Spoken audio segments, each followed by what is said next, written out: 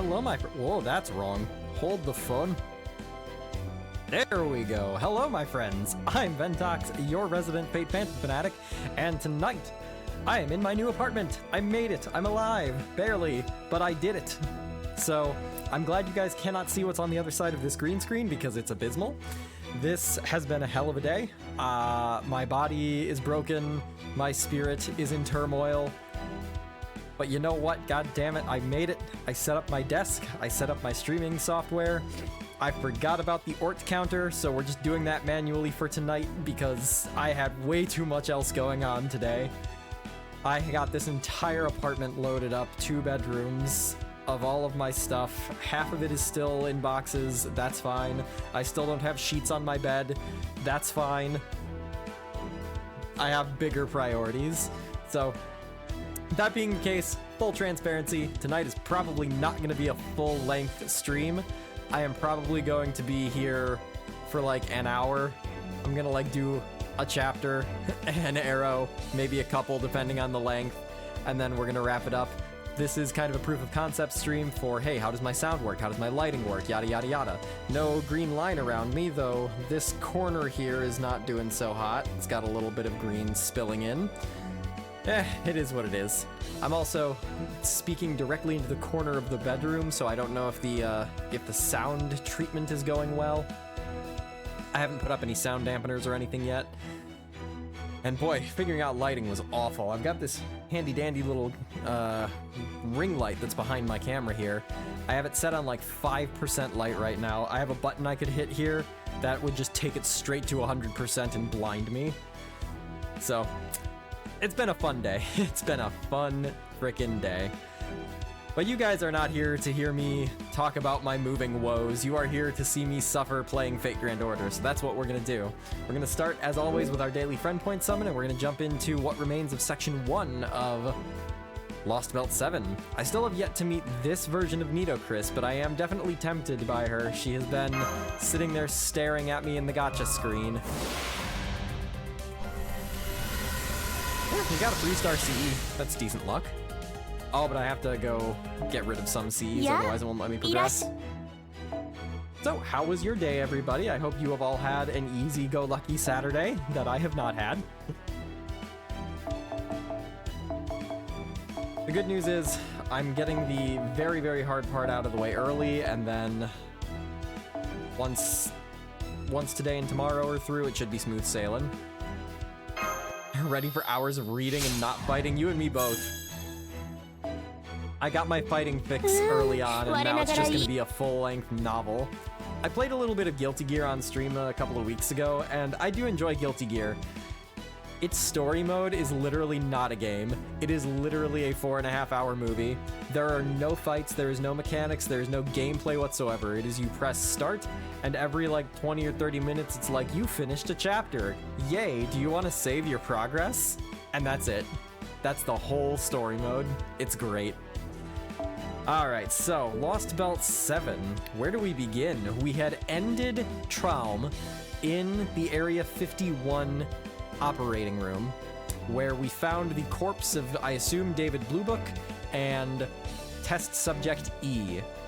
As we approached David Bluebook, he just collapsed and disintegrated into dust, while test subject E didn't do anything. We just kind of grabbed it and yoinked it and got the hell out of there because the whole room was disintegrating. We got back to the storm border, and Shion was like, hey, I've analyzed test subject E. Game is a bit loud, thank you. Interesting, my audio appears to have...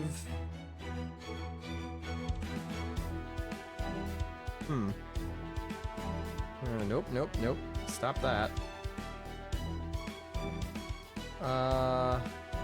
That's interesting. Let me adjust it a different way.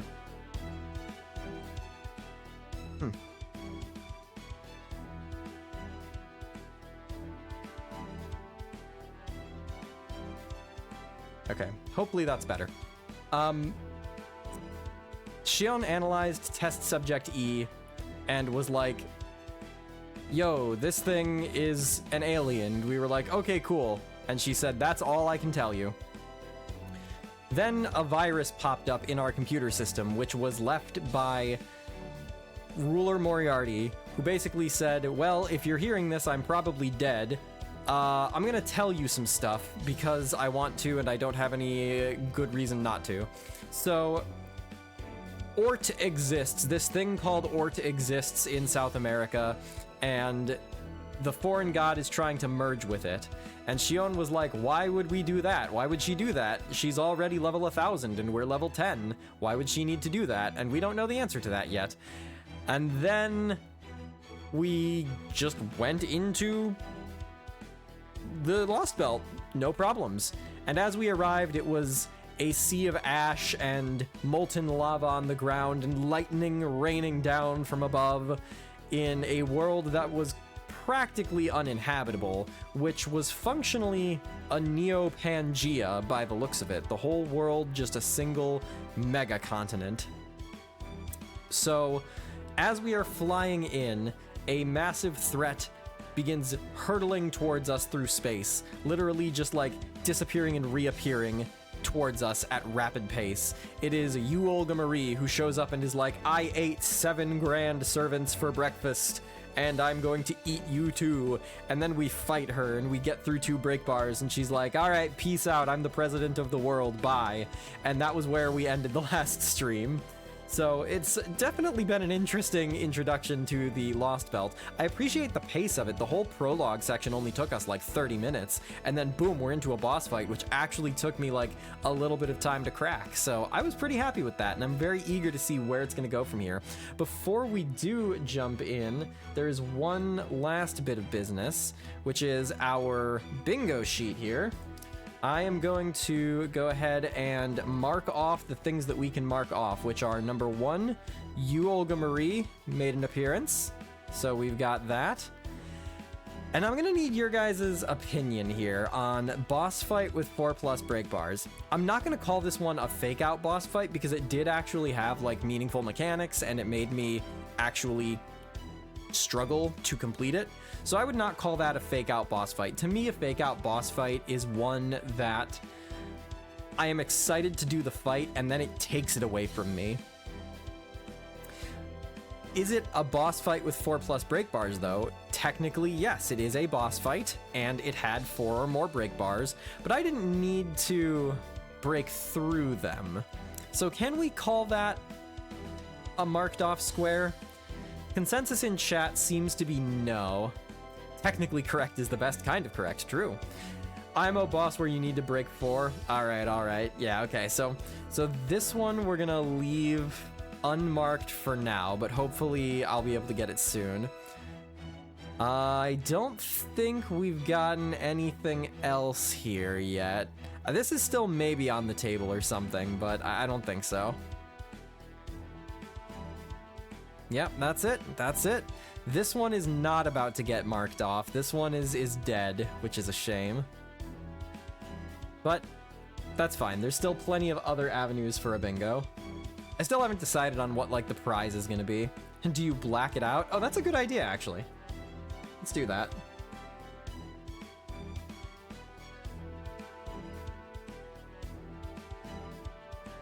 Oh, that's annoying. Make this nice and square. We're gonna make it black. We're gonna push it to the front.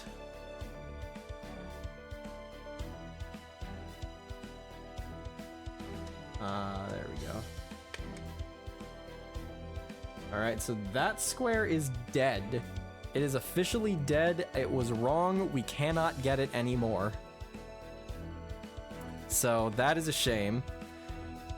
Most of these I won't be able to fully black out. No void space disaster. It could still happen. Could still happen on the exit from the Lostbelt. I'm holding on to hope. But like most of these probably won't get blacked out until the very, very end. Because like there will always be hope, I think. No one said Lostbelt 7 bingo was easy. That feel when a square becomes impossible, and so now a line in a row are just dead, yeah. All this and all this just gone. But that's fine. Middle column is not necessarily the one that I think had the highest likelihood of being a bingo. And this one, I mean, banger soundtrack is practically a guarantee, but like us encountering a disaster in void space is probably dead in the water already anyway. This column was looking good, but that one's probably going to be a damper here.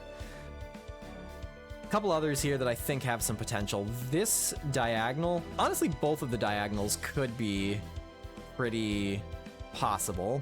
We'll find out. But anyway, that's enough stalling. Let's go ahead and jump in.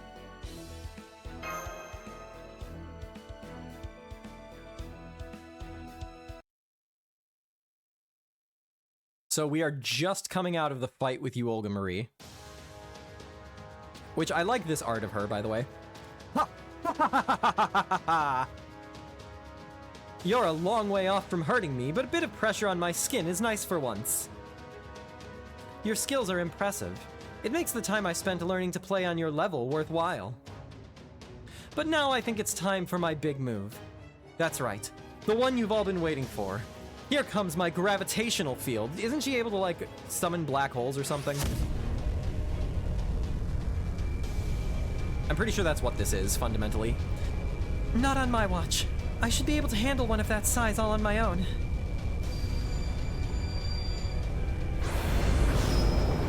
Shield of White. Let only those without sin pass. Mold Camelot! What? You just batted it back at me like it was a ball? Wait, I know what this is. I've seen records of it. This is tennis, right? You didn't tell me you were a heroic spirit of tennis. I love Legend of Zelda. I'm not, but I have always wanted to go to the championship. Now, command room! The foreign god is on the move after taking Mash's, her own attack. She's at the outer edge of the bow. All engines, full reverse. Ready the primary cannons. Da Vinci! I'm on it. The firing sequence is almost done. And it's all thanks to the time Ventox bought us. Stormboarder's transition to drawn sword form complete. Anti-threat response valve open. Initiating magical energy circulation. Oh boy, a movie.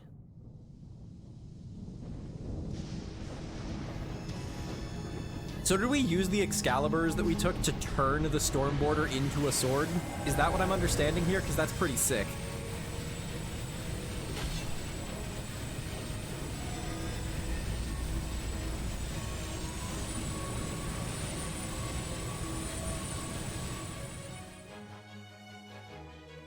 I like the Nemo cut-ins. I really hope we're about to get the full Nemo crew cutting into this cinematic. Virtual Triton engines 5 and 6 are fully operational. Power supplied from void space remains stable at maximum. We're good to go, Captain. Let her rip before it all comes crashing down. This is really cool, but I have no idea what it is. This just summarizes most of Fate in my experience. Well, we're basically applying the same principles used for the Black Barrel. The Black Barrel measures a target's lifespan and inverts it into projectile energy. For the Sacred Sword armament, we made it measure a target's threat to humanity and proportionally draw on Earth's own defenses for energy. You know how a living thing sends white blood cells after threats? Earth provides energy from its core to power similar defenses. Isn't that the counterforce? This lets both Black Barrel and the Sacred Sword armament's attack power and heat usage come from something greater than we can provide ourselves. Right, which means using the armament doesn't actually consume too much of the Stormboarder's magical energy. We can keep it flying without any problem. All right, Captain, you're up. Gunner, lock your target and make sure you hit. We'll never get another shot at this. Don't worry, our target may be on the small size, but the primary cannon's emissions cone is phenomenal. Correcting for margin of error. Releasing Sheba firing safety. Swapping primary cannon's magazine to Hume barrel. Ray proof. Fire!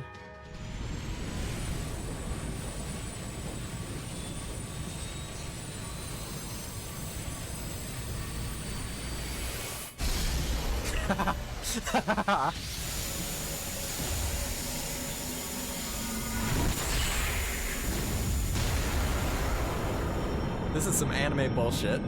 I love it.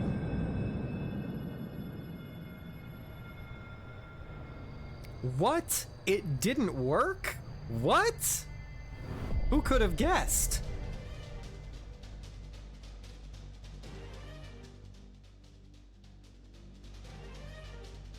The foreign god is still alive. If anything, she's stronger now. She absorbed all the energy from the primary cannon's blast. Huh? But how? She must be cheating somehow. I bet those horns of her are able to absorb all that energy somehow. No, that cannot be it. The ray-proof was designed to accommodate for scenarios like that. But the primary cannon's power output did drop well below expected parameters right before it was fired. Which must mean... Snap out of it, damn it, all of you! Just look at her!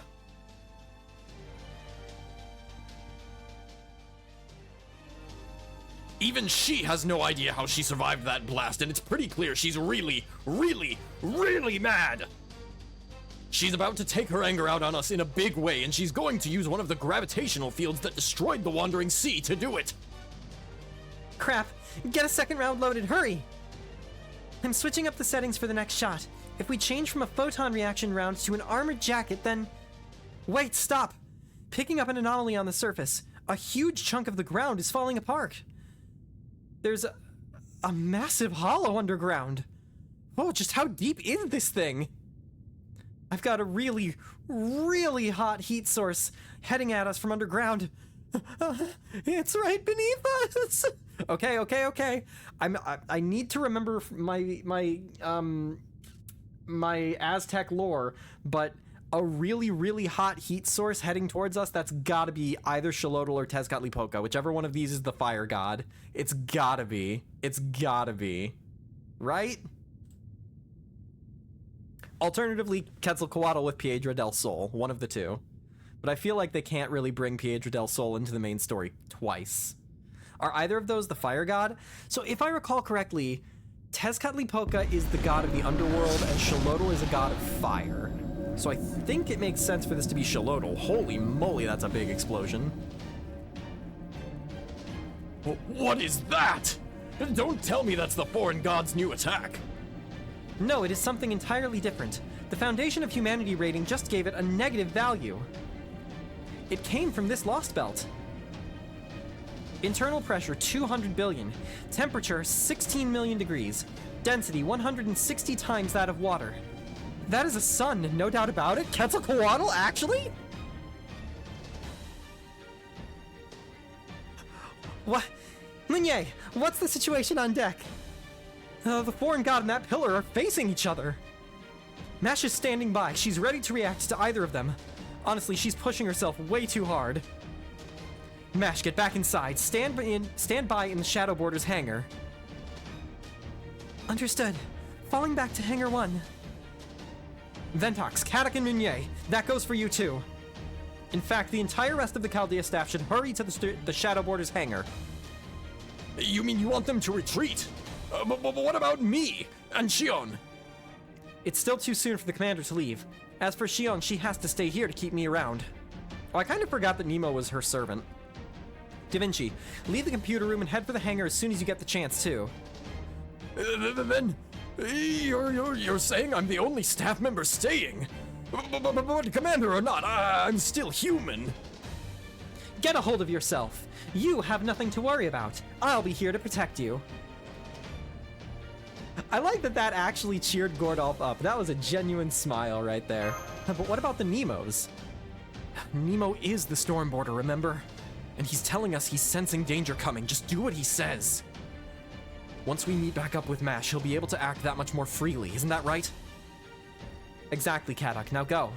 All of you, hurry to the hangar. Oh no! This is gonna be that scene from the intro, from the teaser. Oh, with the Stormborder all in shambles and Nemo being like, I can't do anything else for you. Oh no. Oh no, rip Nemo. Here, I'll send a Marine with you. If you need to contact me, you can do so through him. Aye, aye, Captain. You can count on me.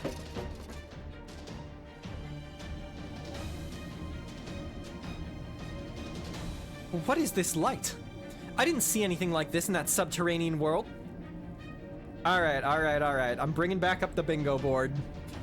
There's a couple things we need to talk about here. First, subterranean world is not the same as an underworld. This is not quite what I mean, but the actual details, I may cheat a little bit on this one. More importantly, though, I'm either getting Xolotl, Tezcatlipoca, but probably not Tezcatlipoca, probably Xolotl. Either Xolotl or a Quetzalcoatl alt right here. If this is a sun, if this is a literal sun that someone is controlling in this Lostbelt, the Lostbelt King might actually be a Quetzalcoatl alt, and I am gonna flip my lid if that is true. I am so excited, y'all. Huh? Come on. That's a woman. That's a big woman. What do you think you're doing? This ship is my quarry. Leave it alone or... Good, nope. Your threat was not heeded, you Olga Marie. This sensation. It's not light or fire, but a fusion of plant and mineral. A fusion of plant and mineral? What does this mean? So it's a sun, a plant, and fire, and mineral all in one. But nothing like that should exist anywhere in... Damn, I can't hold it off. Is it actually more powerful than me? Is this... Did this being absorb Ort already in this Lostbelt? Oh, I guess that would be kind of cool, actually. Like, that would be the divergent point in human history, and also the thing that stops humanity from having the potential to develop if some being, like, already fused with and unleashed Ort. We haven't added to the Ort counter yet, by the way. Oh man, I don't like the sound of that at all. And then there's the heat. What's going on out there? No gawking. Running time now. Nemo wants us in the hangar so that we can get on the shadow border. And that means he thinks we might crash, right, Ventox? Yeah, I'm just gonna go with yes, whatever Caddock says. Wait, really? Oh my gosh, you're so cool under pressure, Captain. That's way outside our area, though. We just carry supplies, clean, give reports and stuff. Oh, rip the storm border. Yep, that's the shot that we saw in the intro. Ah. I don't know what that ah is supposed to be. Is that an ah of understanding, or is that an ah of, like, I'm in pain? Oh, shit. No way.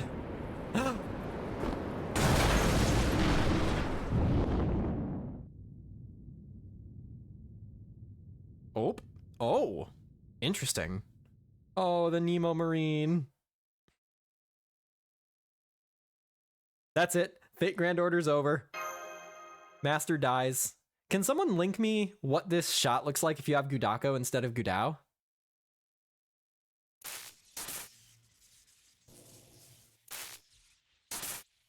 Man, they did Nemo dirty.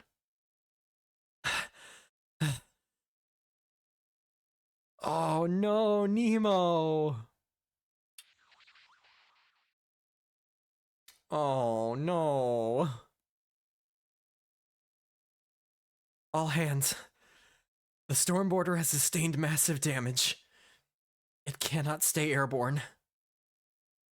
I'm going to attempt to bring us down on the inside the hole that opened up beneath us. Brace for impact. I've also used our remaining magical energy resources to summon the 3 other heroic spirits as planned. They should be able to help Master Ventox. I'm sorry. That's all. I'm going to use all the magical energy I have left to try to land safely. Whatever it takes to keep you all alive. After that, I wish you luck. Oh, man.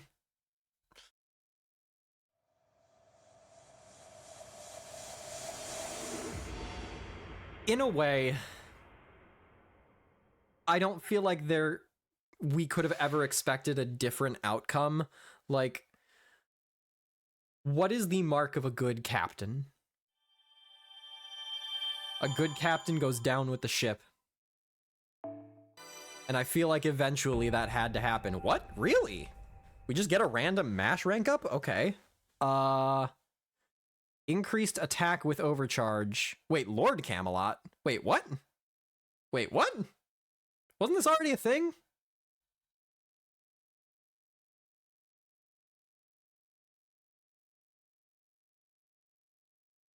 I'm confused.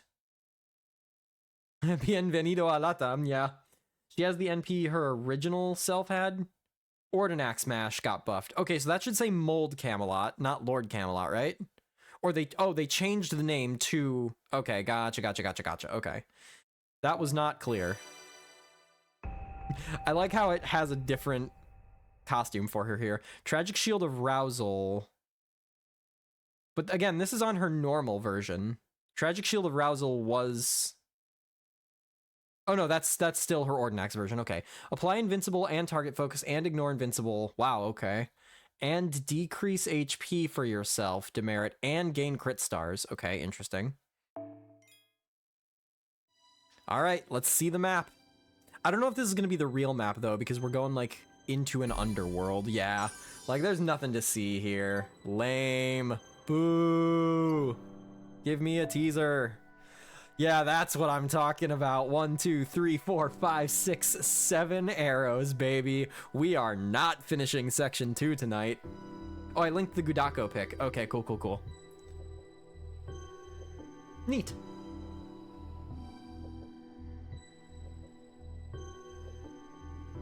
We landed in Silent Hill. Ah, the old nemesis, the 0 AP story node. We're gonna have to start keeping count, though. That was 1. If we get to 4 or more, we get a bingo. Or we don't get a bingo, but we get a square on the bingo.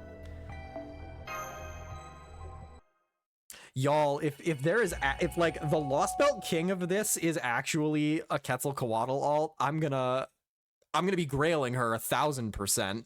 Like, I've been considering throwing some excess grails into my original Quetzalcoatl anyways. Because, like, I have a lot of grails and I like using her as my single target rider DPS. Cross off the Stormborder Catastrophe Square. Ah, man, if only I hadn't specified that the Stormborder Catastrophe happens in Void Space. Ah, man, I was too specific. The good question is, if there is a Ketz alt, what class would she be? Oh, probably extra class, I would think. Like, Foreigner, I guess. If this character that I think is a Quetzalcoatl is Quetzalcoatl, then, like, if she is foundationally a star, like, if she is a fusion of a sun and plant matter and mineral and organic matter, then, like, that feels very outer spacey to me. Does Nemo count as someone from the Chaldea crew making a heroic sacrifice?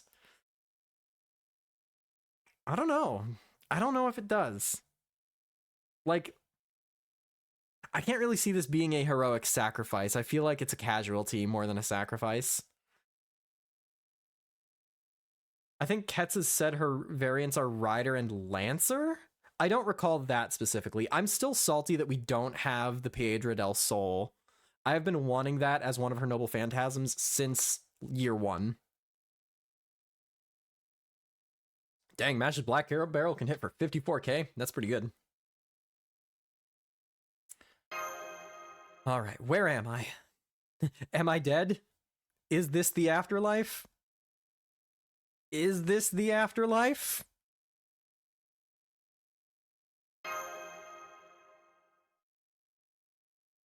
I can't see anything, and there's no one else here.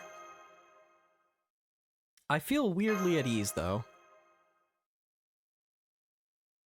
Well, no sense just staying here. Did no one else land here? Actually, wait a minute. There was no scene of me getting saved, right? Could this actually be an afterlife? Am I actually dead? That would actually be really cool. That would be a great storytelling gimmick. Hello? Hello, pretty boy in pretty jacket. Strange, art style here. Also, Buddy has some abs and wants everyone to know it. I like his glasses, and I like the jacket. I don't know how I feel about this shirt, though.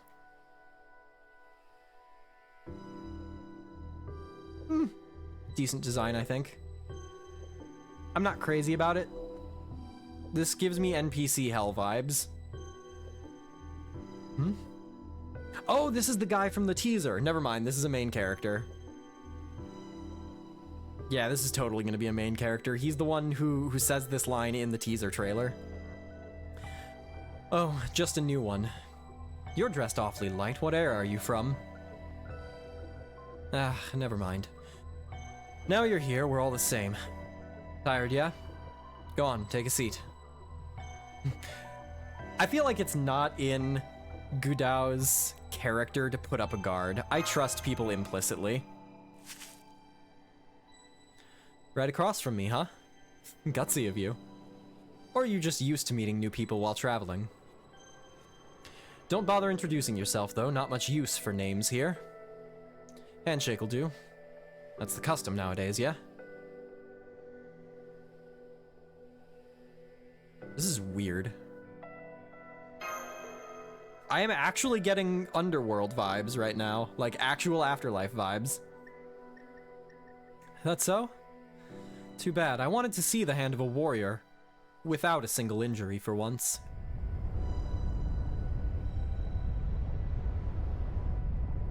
Is that the storm border collapsing and falling to the earth? Yes, it is. Okay.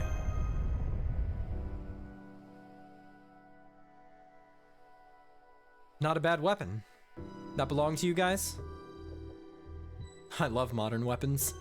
They're ugly, a pain, and most of all, expensive. I'm a fan. Life's always growing and changing, so weapons ought to do the same. This guy needs a guitar. That's what he needs. This guy feels like super aloof rocker energy to me.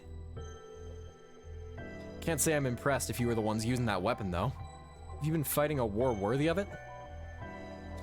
Your brand of war is the sort I hate most of all. Goals, drives, all that is fine, no problems there. Your methods, though. A war without casualties, what a crock. According to Wikipedia, the artist for Man also did some character design artwork for some Final Fantasy VII novel called The Kids Are Alright, a Turk's side story. Huh. That does not surprise me, actually. Man, the Turks are so cool. I love the Turks from Final Fantasy VII. Nasu does love the, or Man does love the military-industrial complex. You ask me, there's no real war without death. Should be the same number of casualties on either side. Don't kid yourself. You not having lost any humans on your side isn't because your cause is righteous or anything. You've just been lucky. Well, that doesn't ever last. Take your flying ship there. No human aboard that thing's gonna survive. Not a single warrior aboard. They'll never wind up here when they die. Valhalla? Wait, Does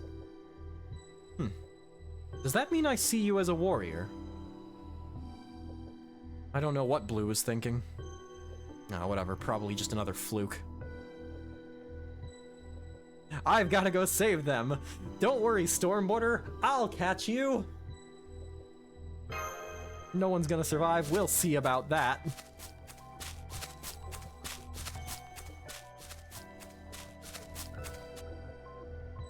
Take it easy already, will ya?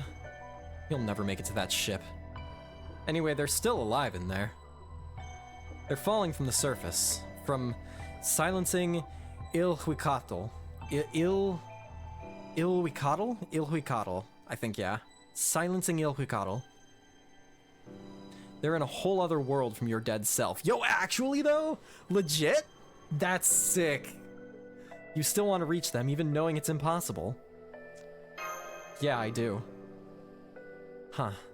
Didn't think my opinion of you could get any lower, but here we are. Still, since we've met, my job is to guide you. Is this Tezcatlipoca? If I'm reading things correctly, Underworld, Guide in the Underworld, This could be Tezcatlipoca. So I'll give you directions. In exchange for a weapon. Tezcatlipoca was a god of war too, I think. Like war, death, the underworld, something like that. So that would kind of make sense here. Or maybe I'm just completely conflating things. As you can see, my tastes tends toward the modern. I'm particularly fond of 21st century firearms. So, what can you give me to help your doomed friends? Got any valuable weapons? Oh yeah, here's my gun. Shame. Can't send you back then. You'll just have to stay here like the good little corpse you... But these are the most powerful weapons I do have. Boom! Got him. Oh, interesting. Straight command seals gone. Whoa, the whole shebang, huh? I'll be damned. Breathtakingly stupid, but still. You've got guts, if nothing else. I like man. Man is fun. Alright then. I've got no use for those myself, but I can tell they're the greatest weapon you have. You've got a deal. I'll get you out of your doomed destiny. Now step away from the fire. Gonna launch you over that way in a second here. What are you looking at me like that for? Don't need to be thanking me. Really don't need the tears. This is a business transaction, pure and simple. Ah, but there is one problem that needs to be solved. Hang on. See, this weapon is worth more than your life, and the decision itself is worth even more than that. So I can't just send you back to the living and call it a day. I owe you some change, too. Will this do? Oh, I was thinking St. Quartz. Thank you? Funky skull. Oh, this is totally Tezcatlipoca. And then the big blue woman is either a Quetzalcoatl alt or Xolotl. This is, I'm positive. It's a Calavera de Azúcar, a sugar skull. People who like them really like them. Hang on to it. Might come in handy sometime. Well, see ya. So I know those to be a Mexican tradition. I'm not honestly super familiar with culture further south than Mexico.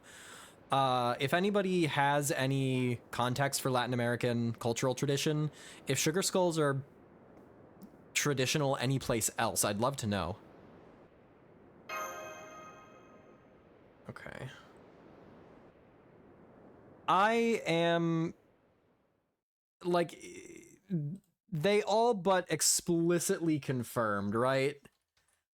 That we went to an underworld, to an afterlife, right? Like, I'm pretty confident that we can put this here. I feel pretty good about that. Wake up. Wake up. Wake up. Ventox. If we don't do something, we're all dead. You're the only one I can count on. Crying. I hope this is that Nemo Marine. It would be such a fun buddy cop thing if it was just me and a Nemo Marine who can't do jack. Where am I?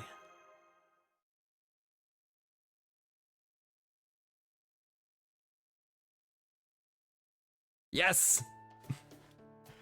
Oh, thank the gods you're awake. You're really awake.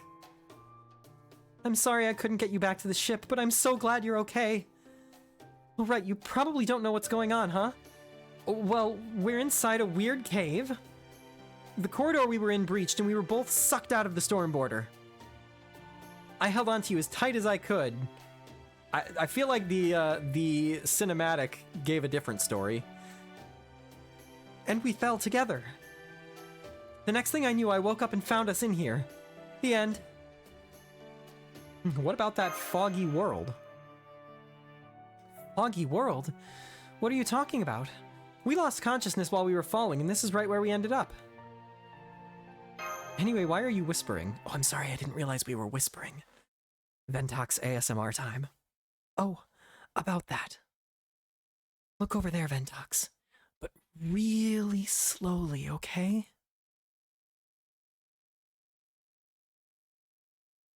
Oh, hi. Hello, ma'am.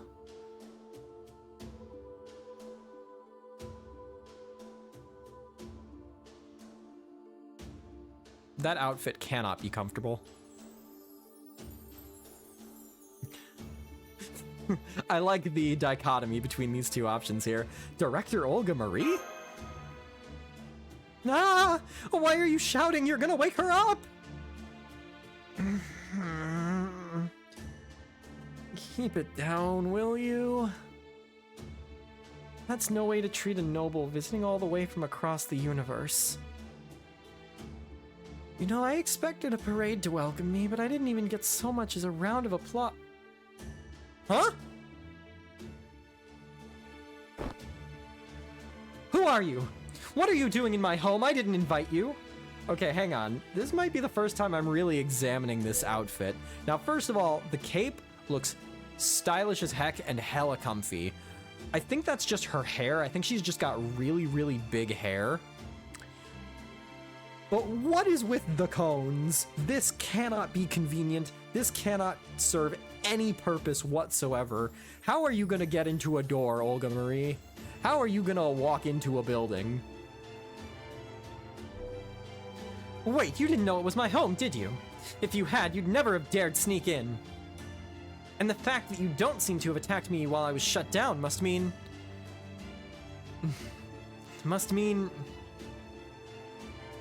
I see. It must mean you two are harmless primitives. Fortunately for you, I am not so bereft of options as to kill a couple of hapless Earthlings who happened to wander into my lair. Very well, listen up, Earthlings. I am the higher being who has come to rule this planet. My name is Director Olga Marie, right? Indeed, I am you, Olga Marie. How did you know that? Who are you? Are you not just another mysterious creature? No, wait, for that matter. Who am I? And why am I here talking to you? This story has taken like 16 plot twists in the first 2 chapters that I have not had any expectation on. Hey, Ventox, do you think she's got amnesia? Well, thanks, big blue lady. So, let me make sure I've got this all straight. You're an alien. You came here from outer space. This is a very appropriate soundtrack for this. You remember your name and your goal, but you were grievously injured in some sort of accident, and now you don't remember anything else. That's right. Not a bad summary, Earthling. You could make a worthy secretary. More specifically, I teleported here rather than simply journeying here. And I made this vessel in order to let me operate in this space-time. It came out pretty well, right? No. Girl, you're not even making it out of this cave.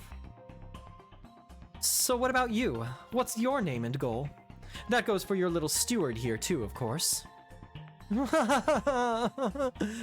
Marine number 4. Please don't kill me.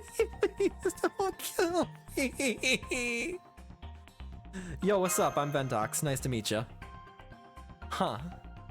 Did you say Ventox? I need someone to get a screenshot of that. That's going on Discord. That's an amazing reaction face. That is going to be an emote. I might just put that as a Twitch emote, to be honest. Subs, get your Ventos 2 Olga Marie emotes ready. I don't know what I would even title this. Ventos 2, huh? I knew it! She's angry! Please don't kill me! I wouldn't just kill you for no reason.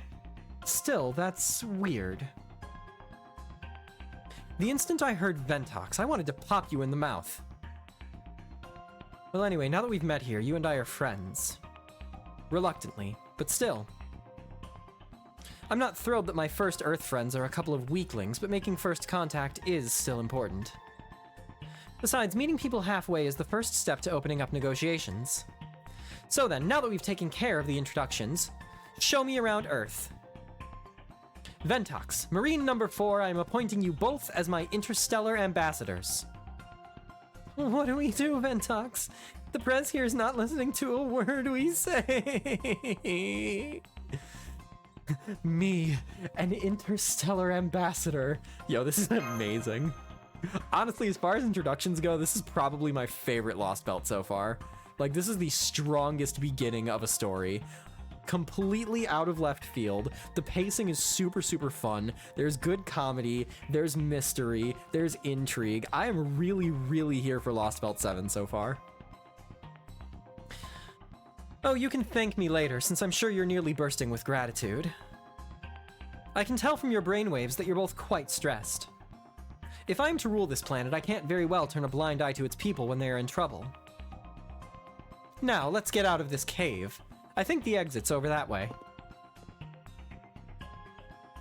This is horrible. She's totally going to kill us if we don't do what she says, right? Nah, she seems chill.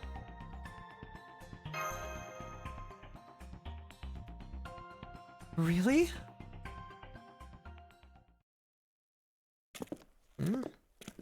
Note isn't over yet. I want to know who the blue lady is. Ooh, pretty aesthetics. I like the colors.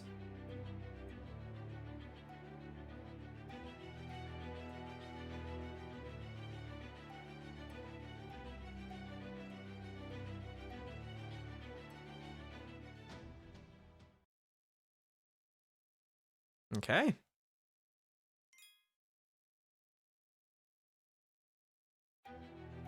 Oh yeah, here we go. Whoa. Whoa, that's so cool. Oh, that's really cool. Donut Earth theory confirmed. Wow, that's really cool. Like, the landmass warped and looping around this way. Around this, like, singular... That's a sun. That's absolutely a sun. Quetzalcoatl is in this story. I'm calling it right now. I'm absolutely calling it right now. Alright. Chikomostok? I'm not sure how this is meant to be pronounced. Alright, well, we don't have another 0 AP story mission. We're still not getting that bingo just yet. The map on Lostbelt 7 is crazy, man. Yo, it's cool. I like it a lot. This map is why the Lostbelt took so long to make. That's a really cool, like, they did a great job with the perspective, though. This, like, sea of blood or something that's separating another landmass over here is really interesting. But also, this is an underworld underneath Pangea, which has an underworld underneath it because I went to the world of the dead. So really interesting stuff going on here. Form your party immediately before battle, yada yada.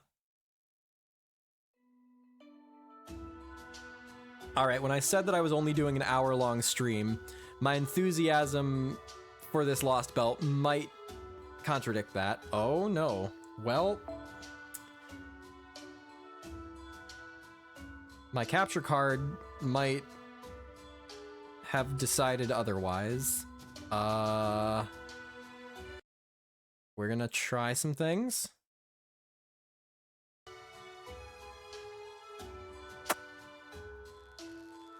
Oh yeah, this Lostbelt breaks capture cards? Like, legit? We still have audio, at least. Yeah, the audio's, not quite gonna cut it, I think. Oh, did that work? Hey, let's go. All right. Wow! You can smell the plant life everywhere. It's a real South American rainforest. There's sky and wind and sun and everything. And it's hot too. I'd be sweating buckets if I was a human. This is a really, really cool visual. Like, the world itself is just warped. Look, Ventox, over here. I've never seen a flower like this. Is this an agave or something? What a funny looking plant.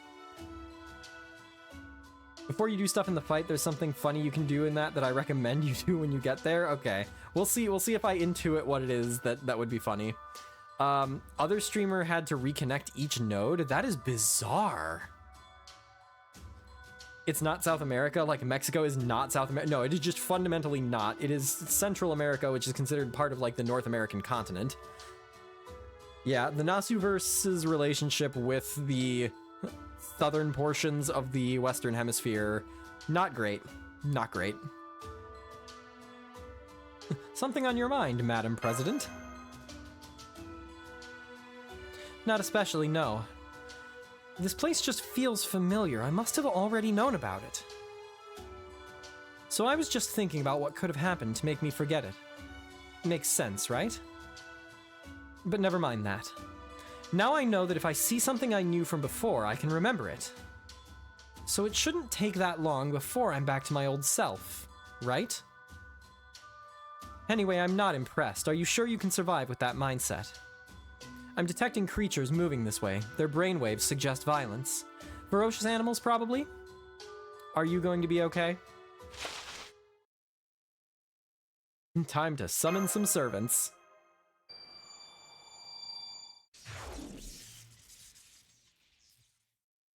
What are you doing? Was something supposed to happen?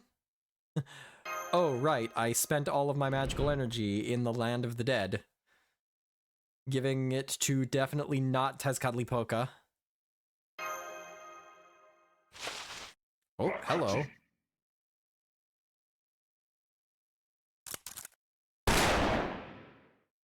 They have guns! Madam President! You saved me! Wow, thanks, that was so cool! I think I'm in love. You're in love with me? You think I'm cool? I see. Then I suppose you're going to continue being impressed because these things are no threat to me whatsoever. No matter how different life forms may be or how incompatible their mutual goals. It's still terribly rude to communicate with your fists rather than your words. It looks like you people need to be taught a lesson in diplomacy. Go on then, come at me. Am I gonna get to control you, Olga Marie? What? What? No way. That's sick. That's so cool. And she's not summonable? Maybe she is. If she is somehow summonable and you guys have kept this from me for like this many years, that is cool as hell. On the map and within battles in Golden Sea of Trees Nachimiklan, your Mystic Code's appearance will be locked as Chaldea Uniform Decisive Battle. However, in battles you will be able to use the master skills associated with the Mystic Code you have equipped on the party setup screen. In battles you will be able to... Oh, okay, so you'll always look like this, but you can use whatever skills you want, so it's just a cosmetic thing. Okay.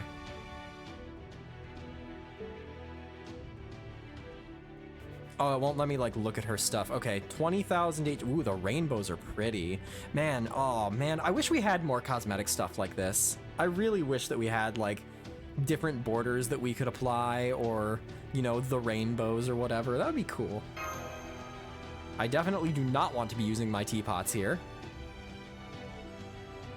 Okay. I like these enemy designs, too.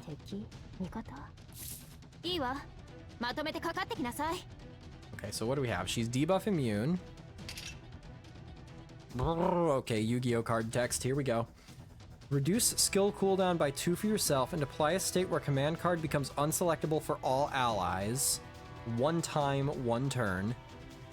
And redistribute command cards, and gain crit stars, and inflict NP seal, and decrease HP recovery amount. Okay. That's interesting. That's a cool skill. I'm curious what specifically it means by redistribute command cards. Is it just like random re-hand shuffling?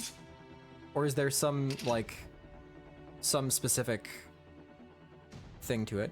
Inflict burn to all enemies and set NP gauge to max and randomly decrease HP for yourself. Randomly decrease HP for yourself? What does that mean?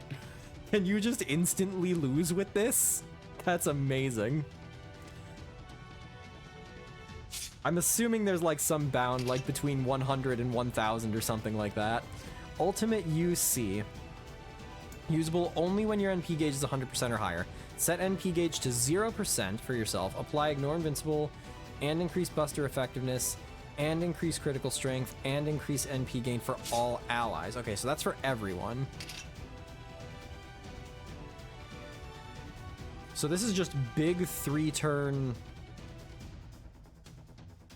Buster support, I think. That's interesting. Okay. What passives do we have? Immune to sleep and will not be selected for sacrifice or ending of dreams. Oh, okay. So that's funny. That's, man, okay, so they really planned ahead for this you Olga Marie gimmick. She is like, error. She is, oh, unknown. Oh, she probably can't use her Noble Phantasm. It'll probably be locked. Yeah, because this is gonna be like real, all over the place. Okay. Increase debuff, okay, magic resistance, independent manifestation, increase critical strength and death resist and mental debuff resist. She has mental debuff resist, boo. Station guard for humanity, slightly increase quick effectiveness and arts card effectiveness and buster effect. Okay, so it's just color buffs and increase buster effectiveness further and extra attack effectiveness. Okay, so I'm assuming that she's just locked Noble Phantasm.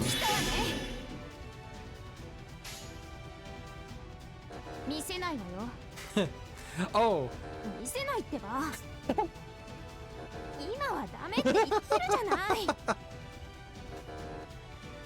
Aw, that's it. Boo. That's funny. I was expecting her to, like, to not remember her Noble Phantasm or something. Not just like, no, I'm not showing you this right now. I told you I'm not showing you. Okay, so then there's not really a reason for me not to do this, I think. So we'll just go ahead and do that. And then this gives me crit stars.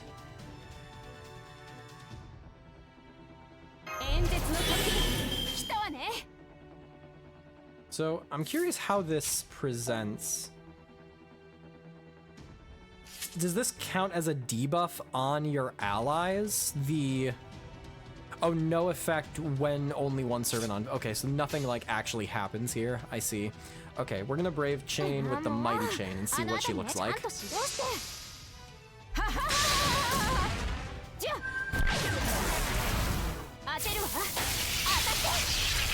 What? Wait, where, what, when? Wait, what?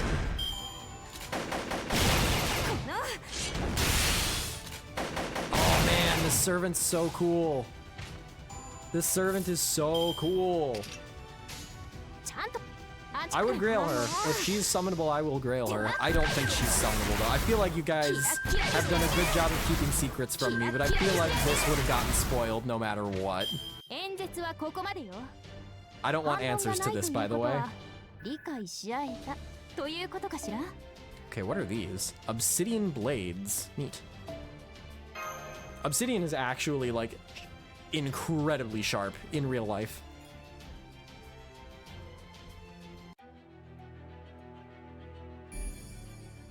Golden Sea of Trees.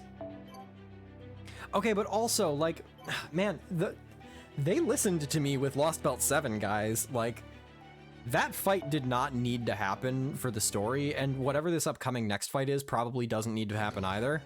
But, like, wow, what the heck? Lostbelt 7 actually breaks people's capture cards? That is bizarre. But just at the initiation of every one of these nodes, it's just shutting the video from my capture card down. I've never seen that happen before.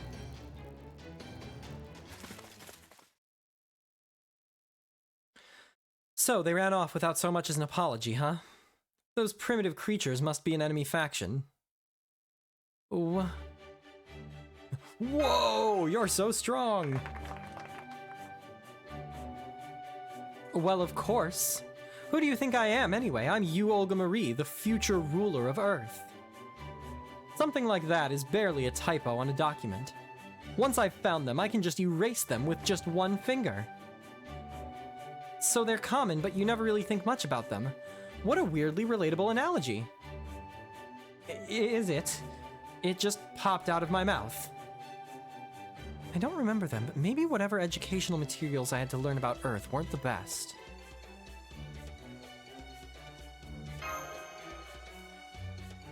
Oh yeah, good thinking, Ventox. It's dangerous to stay in the same spot. Plus, there could be a bunch more of them nearby. Not that any number of them would make any difference to me. I suppose that's not true of you two. Getting shot would hurt you.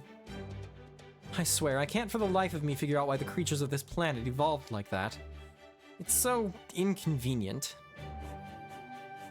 Thanks for worrying about us. Okay, I'll go patrol our surroundings. I can't fight like the captain, but I'm a pretty good lookout. He's going to patrol. I thought he was just going to keep hiding behind me. A right person for the right job, I guess.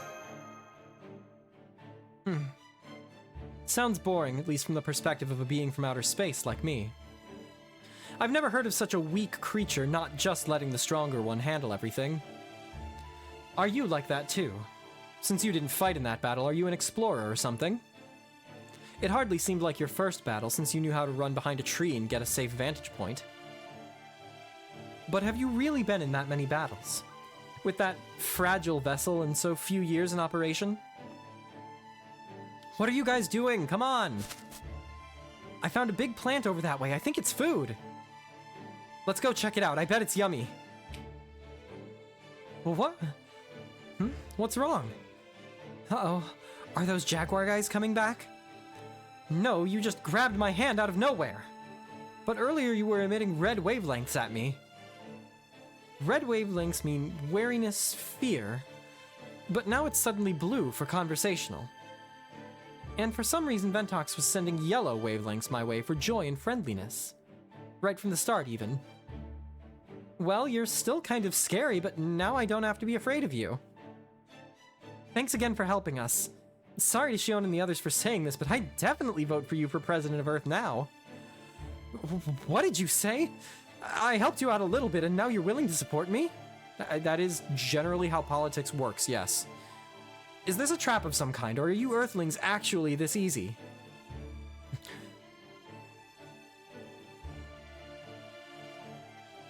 What does that mean, Gudao? I am not about to call director Yu Olga Marie easy in this way.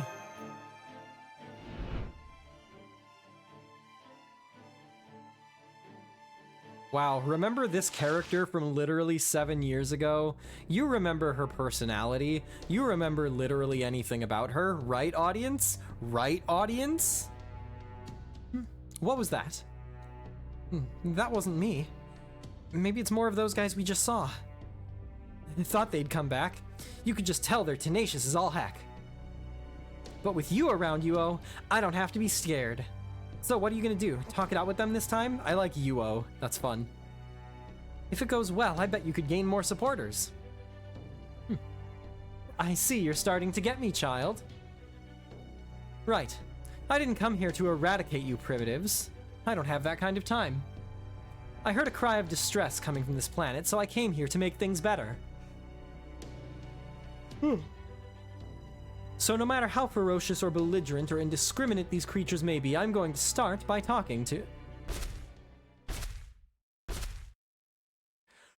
Dinosaurs! Let's go! With feathers. Nice. And I've changed my mind. Amazing. Yo, this Lostbelt is amazing. So far, man, no notes. So far, Lostbelt 7 takes the cake for me in terms of Lostbelts. This is my favorite Lostbelt. This might be Traum for me.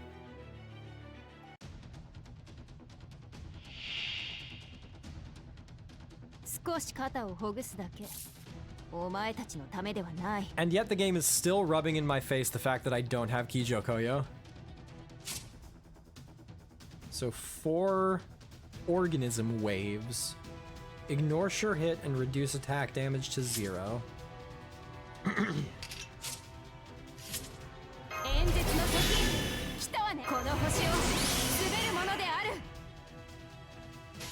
So now I've got Ignore Invincible. I mean, there's no reason not to do 2 through E1, I think, in most cases.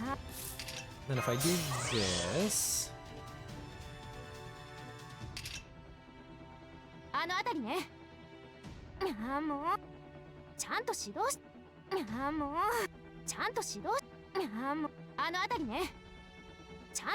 She doesn't have that many card lines.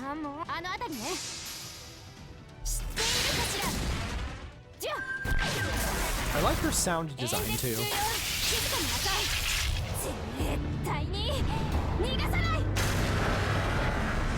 Honestly, her extra attack is not hit very hard. She's in that department. Okay, so I don't have to worry at all about the second dinosaur. It'll just die on its own. Koyo should be on a solo raid for New Year's if you're interested, but only for a day. Oh. If she's on with someone else who I'm interested in, then that will be a really, really nice banner. But I don't know if, especially right now with like potentially getting like Olga Marie or Quetzalcoatl Altar or Xolotl. I don't know. I don't think I can. I don't think I can do it just for the dino. Oh, it's Benny and Koyo? Oh no, I don't think so. Not for Benny Enma. Damn, that's a shame. Definitely a dinosaur. I love this Lostbelt.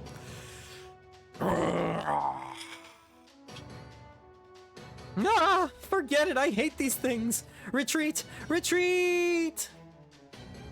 No way. I didn't know you were scared of reptiles, Madam President. You lost my vote. Come on, everyone's afraid of something, right? Pentox, get over here and do something. You must have some kind of trick up your sleeve, don't you? Well, no, not really. I have Mystic Code abilities, and that's about it. Hello? I don't see Quetzalcoatl being... This just keeps getting crazier, y'all.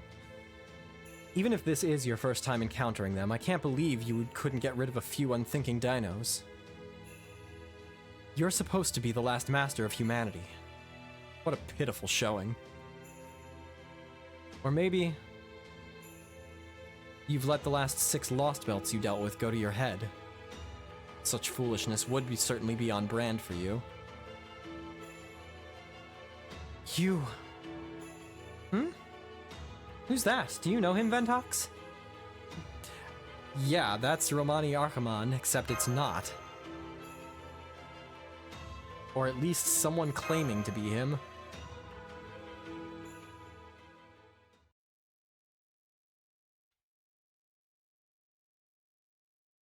Lostbelt 7 is a wild ride.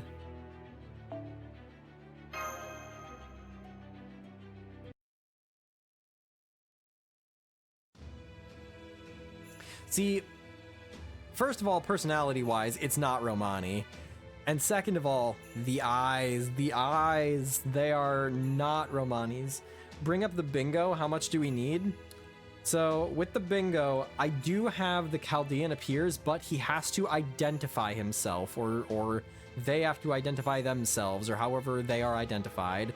They have to, like, affirmatively define themselves for us to get this.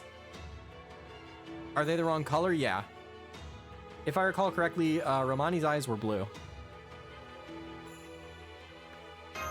You're just claiming to be a Romani Archimonde, It's true. So for the moment, I'll use that name. Humans often say it's what's on the inside that counts.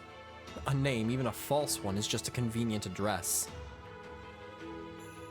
You know I'm not who I appear to be, so I see no issue in using whatever name I choose. I don't want you using that name unless you're willing to live up to it. Oh, fire.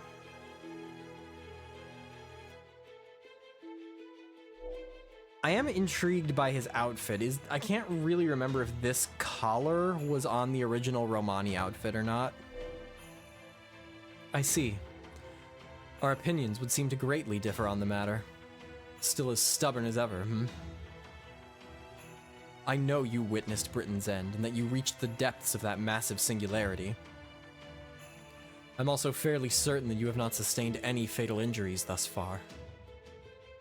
So why are you not summoning servants? Have you endured some kind of mental trauma? It can't be a problem with your mystic code, or you wouldn't be able to survive in this subterranean world at all. Can I really trust him? Trying to hide your right hand, You don't mean to do that, did you? You didn't even mean to do that, did you? I see, your command spells are gone. So, you gave away your very ability to function as a master. I can't believe it. Ventox, you are no longer a master. You'll never be able to call on servants as you are. If you want to survive, you'll need to alter your tactics.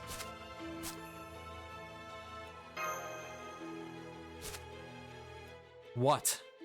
You have no business with me. As you are now, neither do I have any with you. Don't you want to see MASH?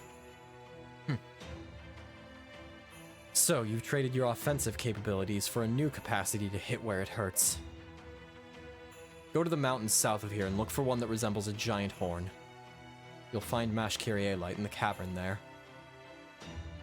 Just like that other servant there, she fell out of the storm border in an attempt to rescue you. Holmes the Disciple may be gone now, but your job remains the same.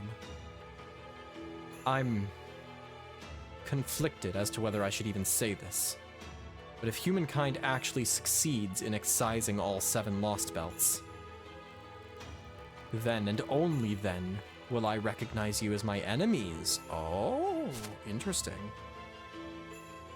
I don't expect that to happen, however. You're up against David Semvoid, and defeating Ort, which is 19, is simply beyond your means. That's gonna be the last time we see him in this whole Lostbelt, too. I see, so that was Dr. Roman. Or at least the guy who looks just like him. I'm sorry. We've information about the doctor in Chaldea's database, so I didn't really know how to react. What about you, Yuo? You seemed like you were kind of freezing up. I have no opinion of him at all. Is he even a living being? He gave off no wavelengths at all and completely ignored me.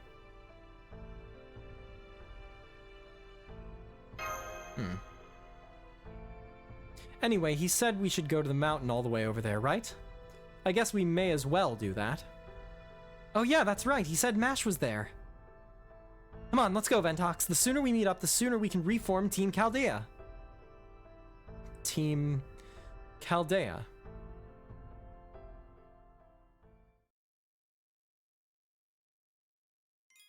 Oh, that was a very quick arrow. The Jagged Mountains. Okay, this is gonna be number 2. Now that one didn't cut my video for some reason. Oh man, I'm so tired. This should be the cave we're looking for, right? I don't mind walking, but what's with all the guys with guns? I've lost track of how many times they've attacked us along the way. Think they work for this Lostbelt's king? That would make sense. They probably see Chaldea as a problem to be dealt with. If they do, that would mean they already know about Chaldea. Oh, that's true. Hey, what's that word you guys have been throwing around mean? You're Ventox, right? And you're Marine, right? So who's Chaldea? Is there another one of you out there?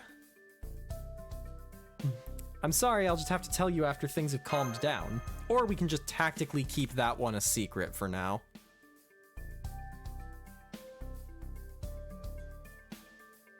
Whoa! It's so nice and cool in here! And there's light! And a desk! This must be a peaceful, civilized human living space. I mean, I don't see any guns around here at all. I bet whoever lives here is really kind and gentle.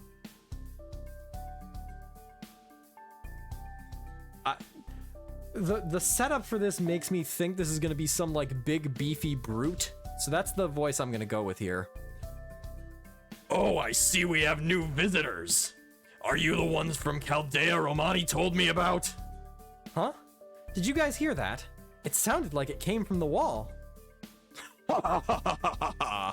Did I surprise you? This is gonna be so inappropriate. My apologies. I'll turn off my camouflage now. I find I do my best thinking when I'm alone, so sometimes I end up blending into the background. Sorry about that. What is this?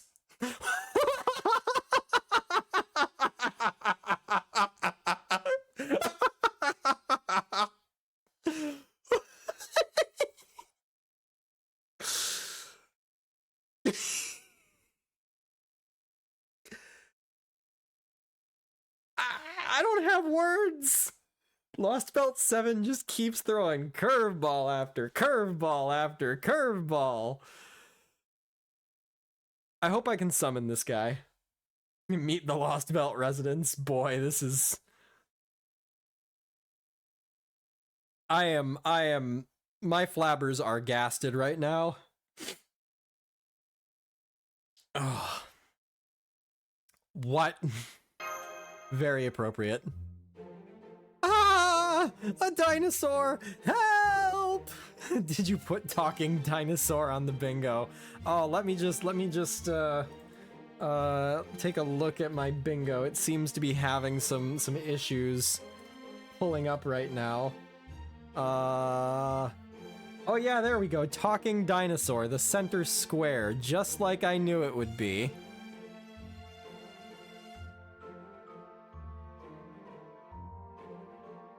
Oh lord, this Lostbelt is something else. Oh, am I the first dinos you've met then? Please calm down, person of proper human history. You're what's called a servant, yes? Definitely a dinosaur. My name is Tepeu. I'm a dinos living out a quiet retirement here in this cave. My species may look different from yours, but we are still the prime species in this world, capable of learning, growing, and retaining our shared pool of knowledge. This is to say we are the world's dominant species. It's humanity, if you will. And as a rule, we don't eat other intelligent life forms. We are in fact herbivorous. Actually, so long as we have water and sunlight, we don't even need to eat plants. So please rest assured that I would never try to eat you to satisfy my nutritional needs. If this wasn't immediately following Lostbelt 6, I would be suspicious of this, but like, I feel like that would be cutting it too close to the opening of Lostbelt 6, where like, oh, we go to this village and people are all so cool and nice, and then all of a sudden it goes to hell. I feel like Pateu? What was that his name? Tepeu? Tepeu. I trust Tepeu. This man would never harm me. This man would never betray me. Tepeu has my best interests at heart. Look at those eyes. Those are eyes full of compassion. Say, how about a drink? Miklon has been very hot lately, so I assume you need to hydrate. That's okay. We'll just be on our way and get out of your hair. Feathers. Oh, hi, Habitrot. Yeah, okay, look. If Habitrot trusts Tepeu, I trust Tepeu, alright? Hey, Tepeu. I finished fetching water from the underground spring. What should I do next? Want me to polish those weird bronze statues up on the mountain? I don't think those are statues, Habitrot. I think they're part of an observatory. I noticed they have some measuring instruments, each carved to mark degrees of an angle, and to make it easier to get an exact read of the position of the star.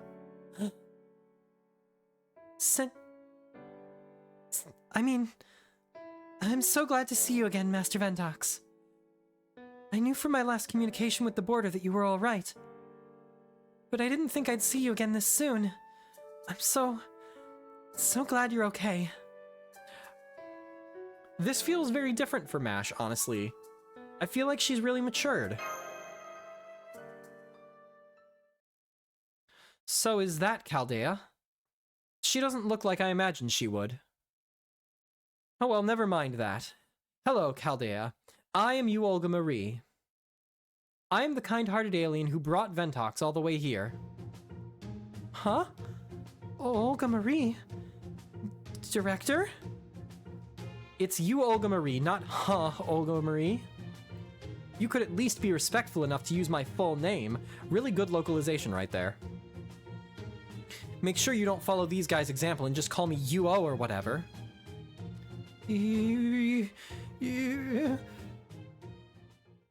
Honestly, that's fair. Okay, I've calmed down.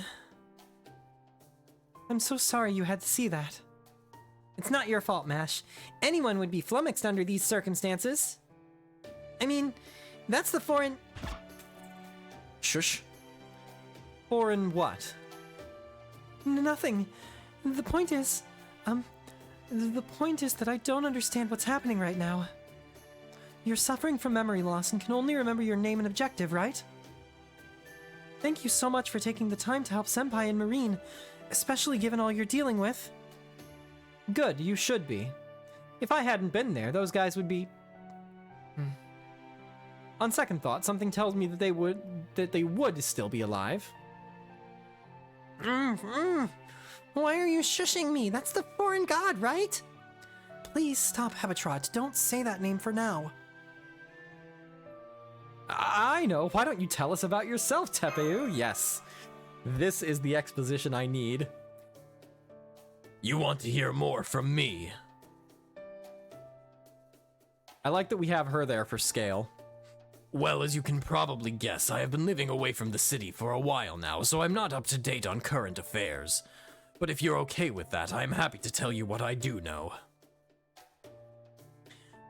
Ventox, I have met someone who told me about the world of proper human history. He said it's the strongest, most objectively correct history to ever exist. I also know that in your world, our world here is called a Lostbelt. That means that this is an impossible world which should never have existed, and was supposed to be pruned away long ago. Well... I'm just gonna go with that. I don't want to bring up too much info about Chaldea.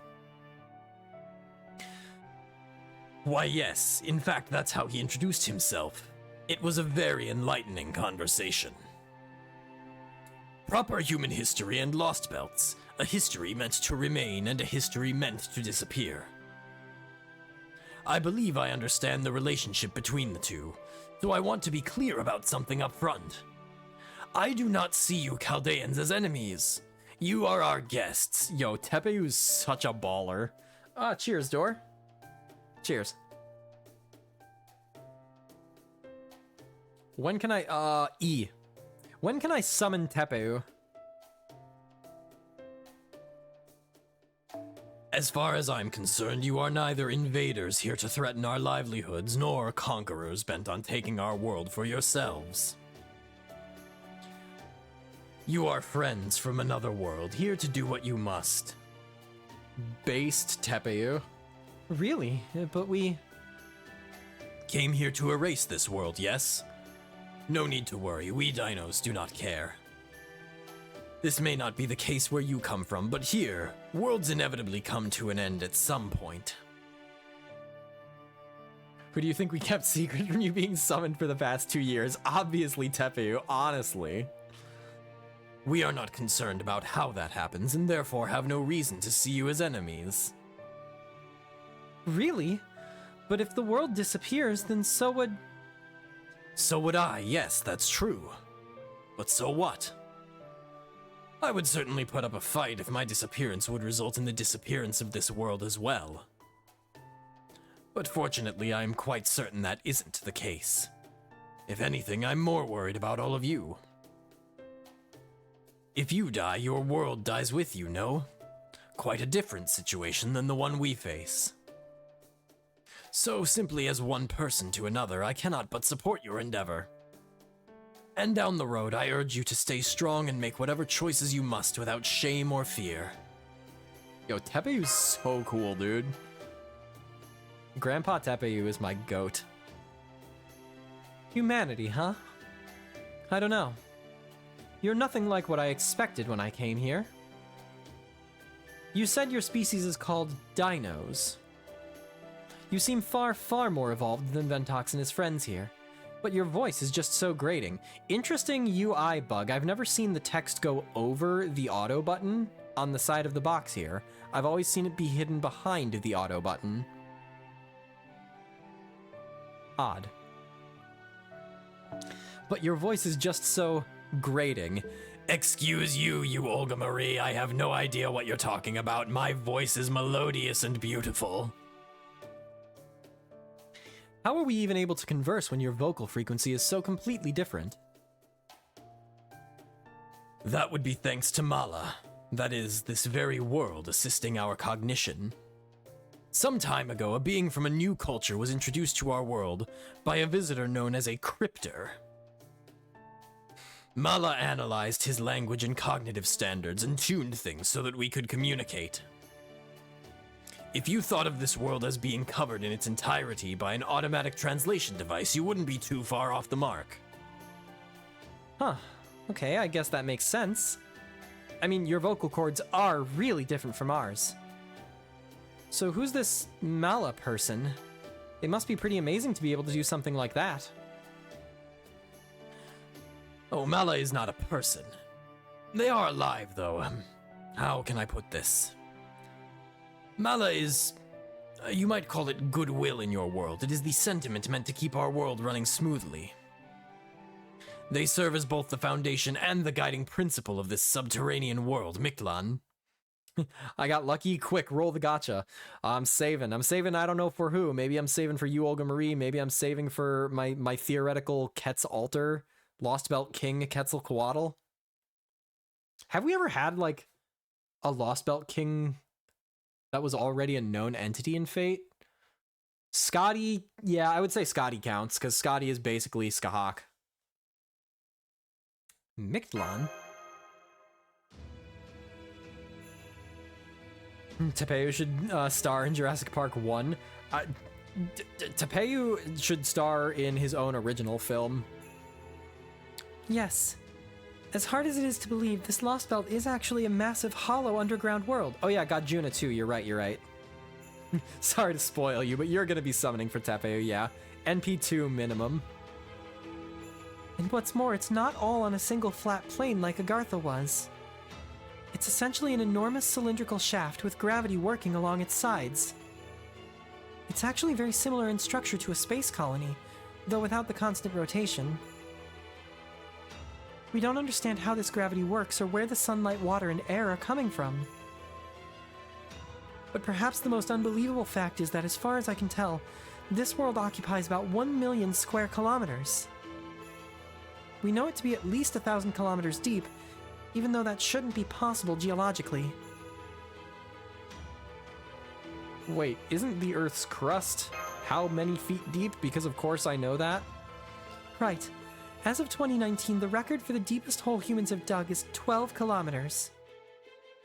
Not only do I know off the top of my head the various prehistoric eras and their associated date ranges, the Mesozoic, the Paleolithic, the Jurassic, but of course, as every, 16-year-old student does, I know how deep the Earth's crust is.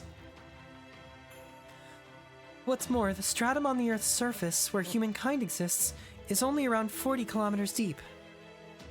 And the stratum below it is Earth's mantle, which means that this world's outside is a world of rocks and microorganisms.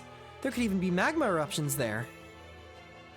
Oh, it sounds as though proper human history's environment and this Lost Belt's environment are very different indeed. This world, the world we dinos know, is divided into 9 strata. Its name is Mictlan.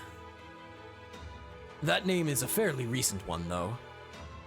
I wish the dinos could claim credit for it. But I'm afraid it originated with Iskali, The Okoloma. Oh, blah, blah, blah. Boy. And I thought Japanese names were hard. The Okelome. Okelome? Yeah, Okelome's leader. That sounds right, Okelome. I've heard something like that before. Of course I have. I've heard of everything before. Yes! Reference to Jaguar Man. I don't think I had a Jaguar Man appearance on the bingo board. We talked about it, but I don't think I committed. Nah. However, every time I see Jaguar Man, it makes me happy. Ocelotl, or maybe that's supposed to be a se instead of a ke, or Ocelome. I am not familiar with Nahuatl well enough to be able to sight read its pronunciation. But if it's like ocelot, then probably Ocelotl or Ocelome. In its plural form means jaguar in Nahuatl, a language used in Central America. There existed a group of warriors who wore vestments evocative of jaguar, most notably their helmets from proper human history's Aztec civilizations. Jaguars were said to be associated with Tezcatlipoca. Aztec god of war, Tezcatlipoca! The Aztec god of war, and terrifying elementals said to live in the rainforest. You can't just name drop Tezcatlipoca like this. So is that what those guys were? It's a se sound, thank you. The ones with guns and jaguar masks who kept attacking us.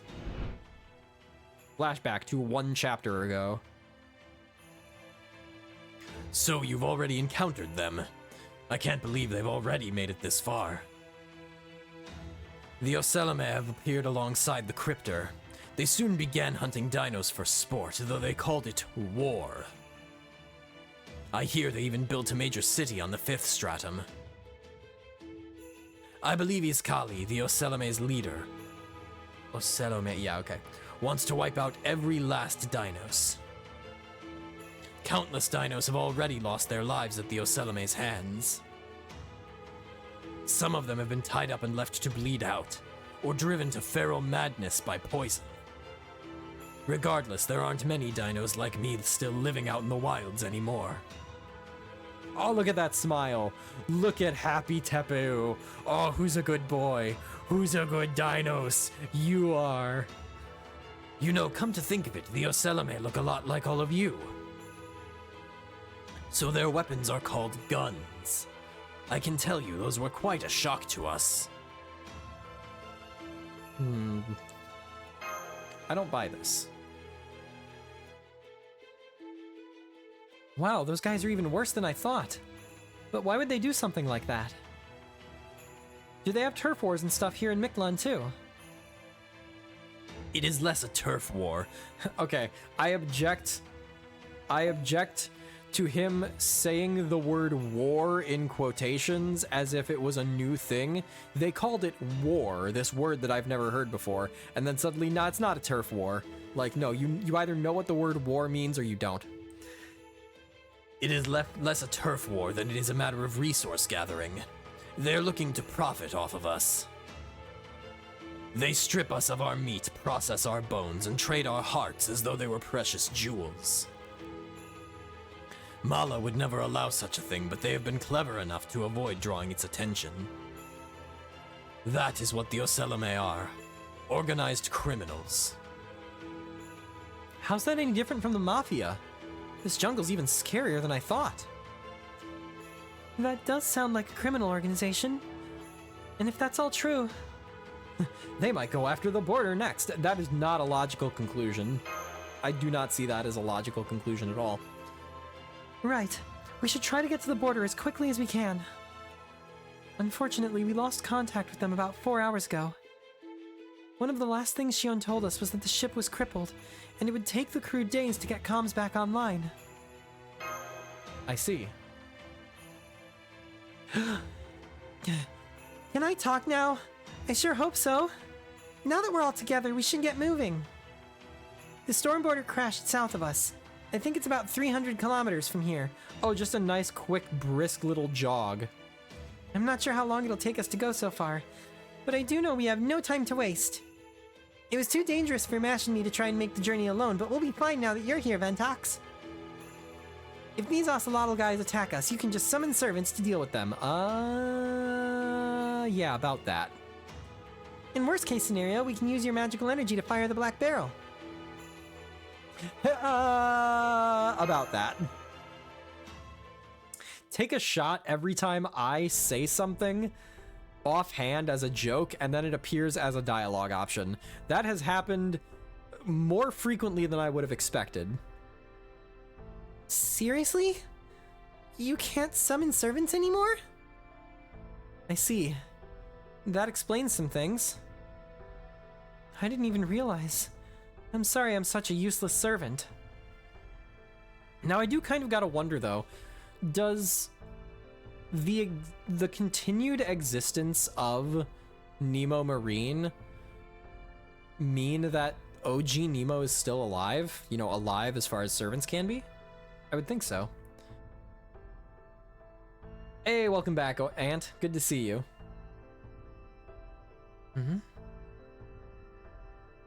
It's okay. We'll just head for the storm border. We have the literal president of the world and Tepeu. The storm border?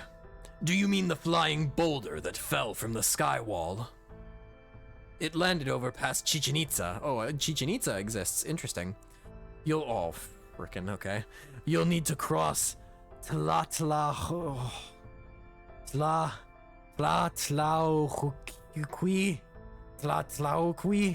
Sure, to reach it. I can't really recommend that though, since you've just arrived. He's got little glasses and a cape. I love Tepeu so much. I am going to cry so hard when Tepeu dies. Tepeu, may I ask what you're doing? Look at him! Look at him! I love him! I love him so much! This is my favorite Lostbelt resident. Move over, Gerda. Move over, Asha. I don't remember the twins' names from Lostbelt 5. There's a new king in town, and his name is Tepeu. This man is the best. I love him so much. Don't remember Patchy? Patchy can go die in a blizzard. Of all of the non-human, like, I walked into Lostbelt 1 and I saw a furry and I went, oh no. And it was still a good story and I grailed a servant from that Lostbelt.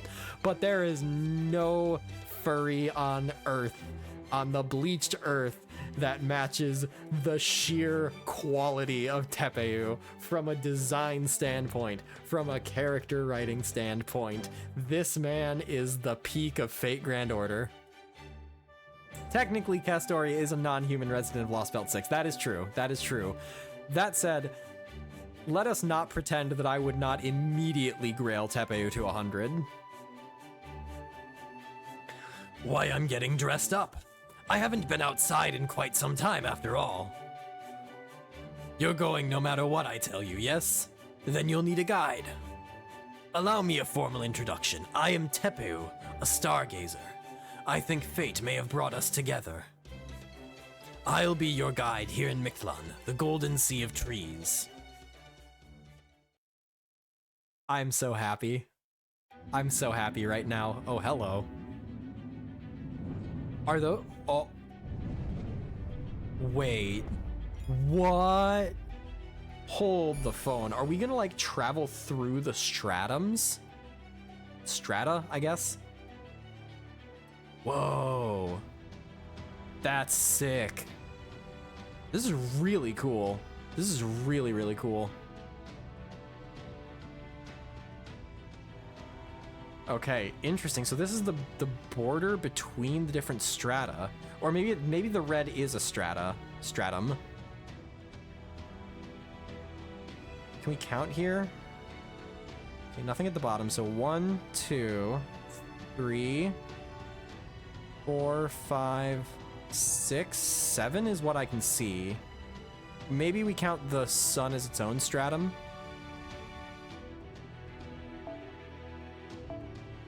Okay, we're gonna keep going.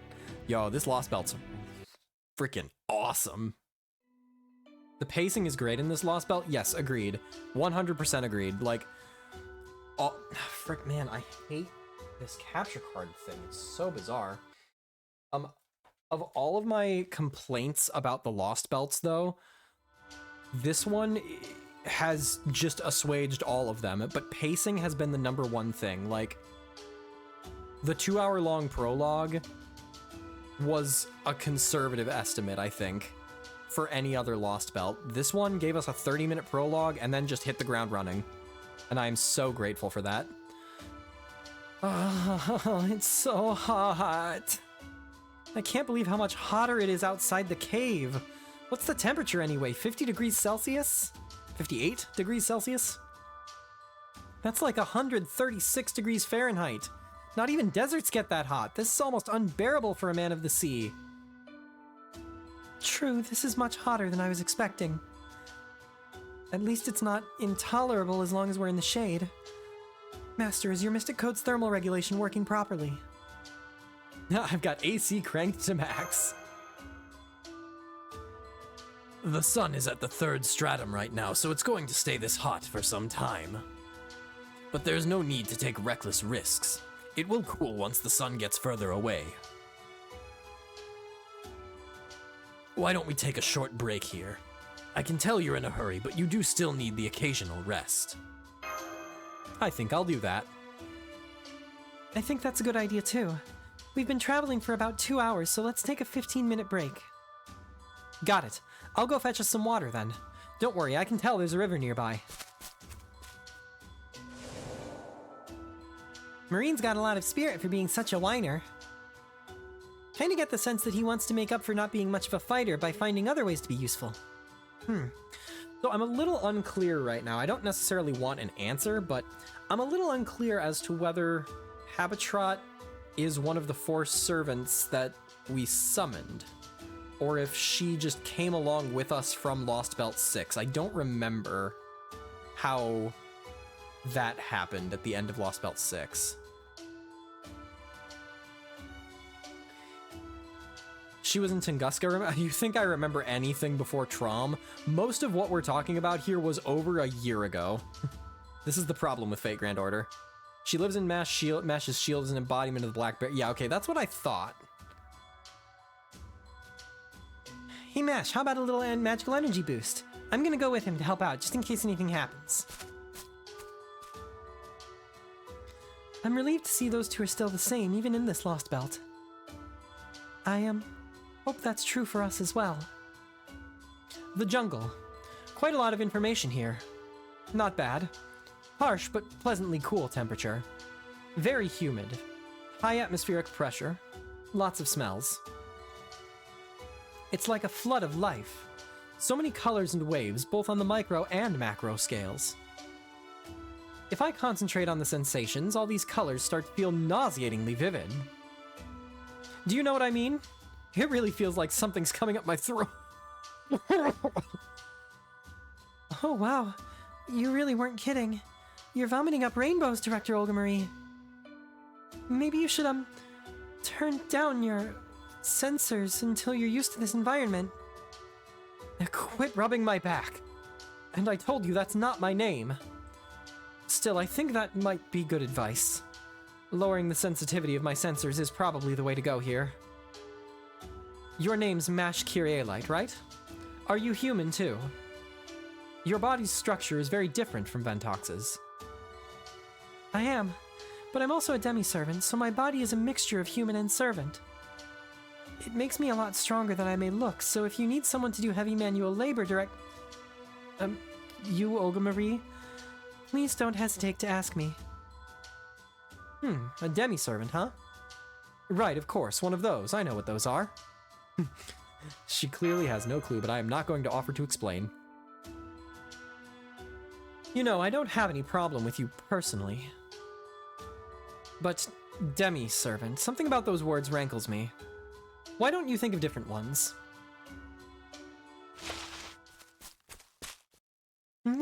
Are you guys friends now? Sorry for you ruining the moment, but I ran into some nasty dinosaurs and they followed me here. Prez, Mash, help me! This is such a bizarre mix of characters and circumstances. Do you know these dinos, Tepu? Their brains have atrophied beyond repair. Relatable. They are neither living nor dead any longer. They are akin to tumors in the jungle. Each is a mindless predator who exists only to convert whatever animal they find into energy. There's no reasoning with them. Our only choice is to run away or shut them down with force. I'm surprised you're not freaking out here, Tepu. Oh, I absolutely am. I've never been in combat before. I came to serve as your guide because I was worried about you, but to be honest, I'm starting to regret that decision. Oops. You're even more upbeat about this than I thought, Tepu. But if that's what you're worried about, please don't be. On my honor as a shielder, I won't even let one of those creatures past me. Awaiting your orders, Master. Preparing for our first battle in this Lostbelt. Like, this is good though. This is good pacing. This combat didn't need to happen, but I'm happy that it did. Okay, only 2. Whoa! Oh no no no no no no no! I can't bring Phantom of the Opera. I mean, it makes sense in canon, but like, the title of this stream is literally double Phantom of the Opera versus Lostbelt 7. I'm a fraud. I'm a hack. I'm a sham. Don't look at me. Don't look at me. I'm ashamed. Alright.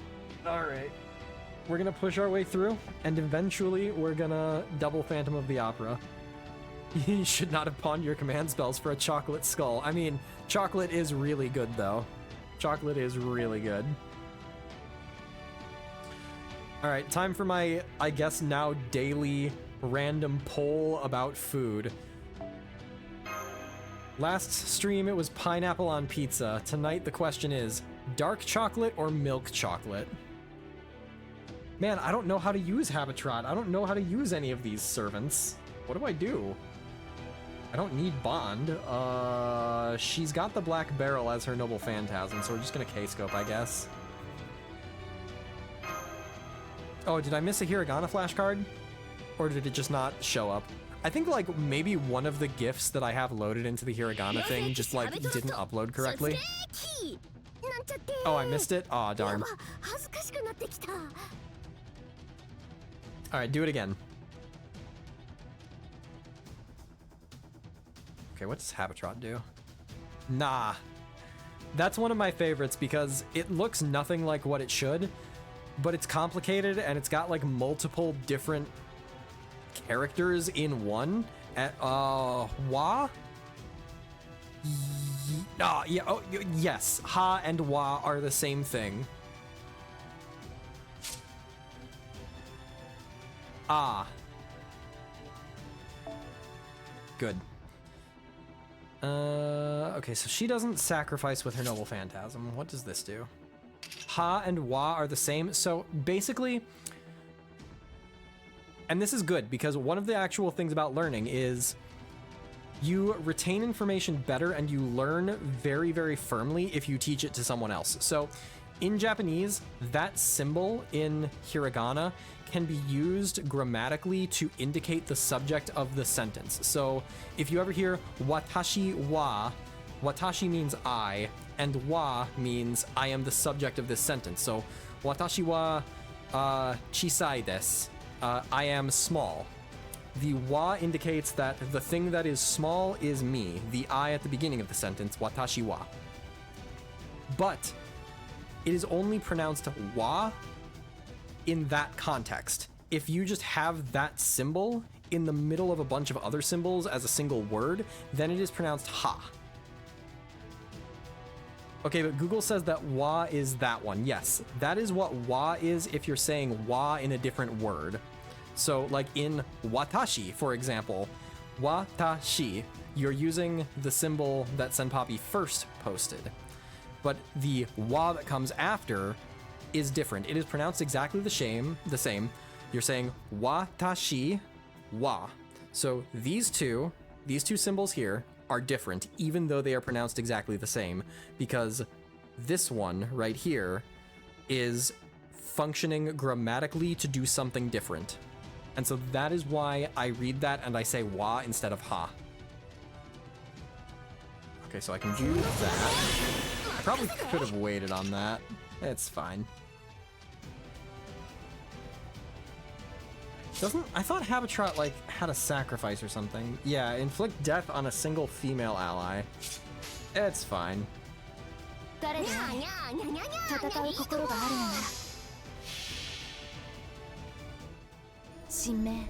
Okay, so she actually has Lord Camelot now. And it's not like all the mold Camelot, I'm guessing?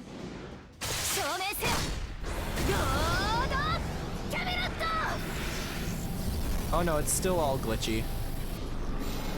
Ooh, I don't like the glitchy. Oh, it's inflicted death onto herself after a turn.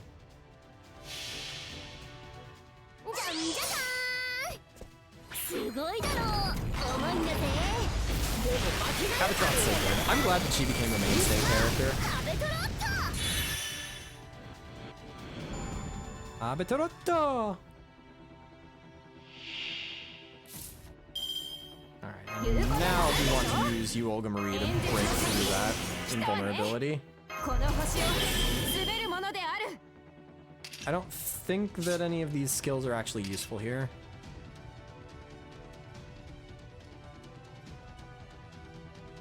No.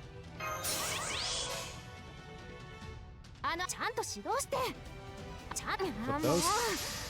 Yeah, no, story-wise, Habitrot shouldn't be able to use the Black Barrel right now. Well, actually, I think that they draw a distinction between, like, using the Black Barrel and using the, like, concept of death materializing energy thing, whatever. I think that those are different. Aw, no, she doesn't have more than one arts animation. Lame. I love how tiny Habitrot is. And even here, I think she's too big relative to canon. Oh, I missed whatever that was. It looked like a mango. Normal rounds versus the dead counter, thank you. My Nasuverse isms are lacking. Corn? I love corn. Oh, that makes sense. That actually makes total sense. That's a cornfield, all right. It's like I'm home. Wow, those are huge. Each stalk must be at least 2 meters tall. Are these edible, Tepu? You don't just use them for fuel, right? Not at all. Sentinel, or corn in your language, is the only food we dinos eat, simply because we love it. Real. Real and true. Now what's this about using it for fuel, Marine? What does proper human history use corn for? Aw, they friends. Oh, I know what you're talking about. Ethanol, right? A kind of biofuel made from organic materials. I thought grains were a primary source of nutrient for primitive beings like you, no? Do you just use them for fuel instead of consuming them yourselves as a part of the natural cycle? No, not exactly. We grow different crops for different purposes. Some corn is selectively bred to maximize flavor and nutrients, while other corn is optimized for producing ethanol. Some concerns have been raised about the gases produced by growing ethanol corn and their impact on climate change. But these kinds of crops are still a shining example of human ingenuity. So your civilization must destroy its environment to advance. I understand that the evolution of a species often becomes a sort of race to see how far they can get before they devour their own planet. But the way things are going right now, you Earthlings don't have a chance. All the more reason you need a strong leader like me. Hey, it's nice that the president's in a good mood and all, but Ventox, have you noticed? We left the cave about 6 hours ago. The sun was just rising, right? Habitrot, you cannot expect conventional astrophysics to function the same in a cylindrical biosphere. Like this, just fundamentally, you have to throw all of your assumptions out here. So don't you think it's weird that it doesn't seem any closer to setting yet? I mean, no. I don't think we should expect there to be a night here. Mictlan is entirely enclosed and folded in on itself like a giant underground tube of sorts. So the sun here will never sink below the horizon. That's not to suggest the sun actually sinks in our world either, but you know what I mean. Man, that must be trippy. Like, imagine looking up and just seeing, like, the other half of the world up there. That'd be crazy. But the sun here has definitely been moving south. Well, I suppose farther away might be more accurate. At the rate it's going now, the sun should dim and give way to night in about 5 hours. Since this cavern obviously can't rotate, the sun must be the only celestial body moving down here. I have no idea how it's being controlled, though. This is all way beyond human technology of the 21st century. I'm curious how she can determine that it's going south. Like, I guess she's probably attuned to magnetism because she's got, like, sensors and she can read wavelengths and stuff. So I imagine if you're in a tube, right, then magnetically there's probably a north and a south pole, I would expect. Like, if you have an up and down tube, I might actually have a tube. Yeah, hang on, here's a good visual.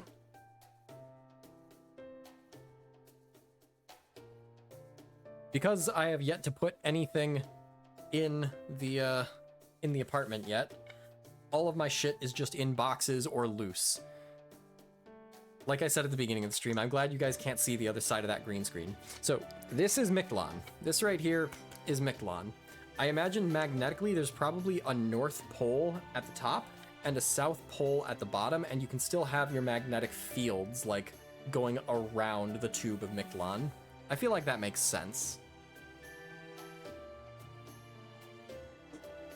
We also know that theoretically, Mictlan is not infinite, because if there are 9 defined strata, then there must be finite space on at least 7 of them, and it would stand to reason that the final 2 on the extremities would also be finite. I can't guarantee that, though. More mysterious questions to ask Tepeu, I guess.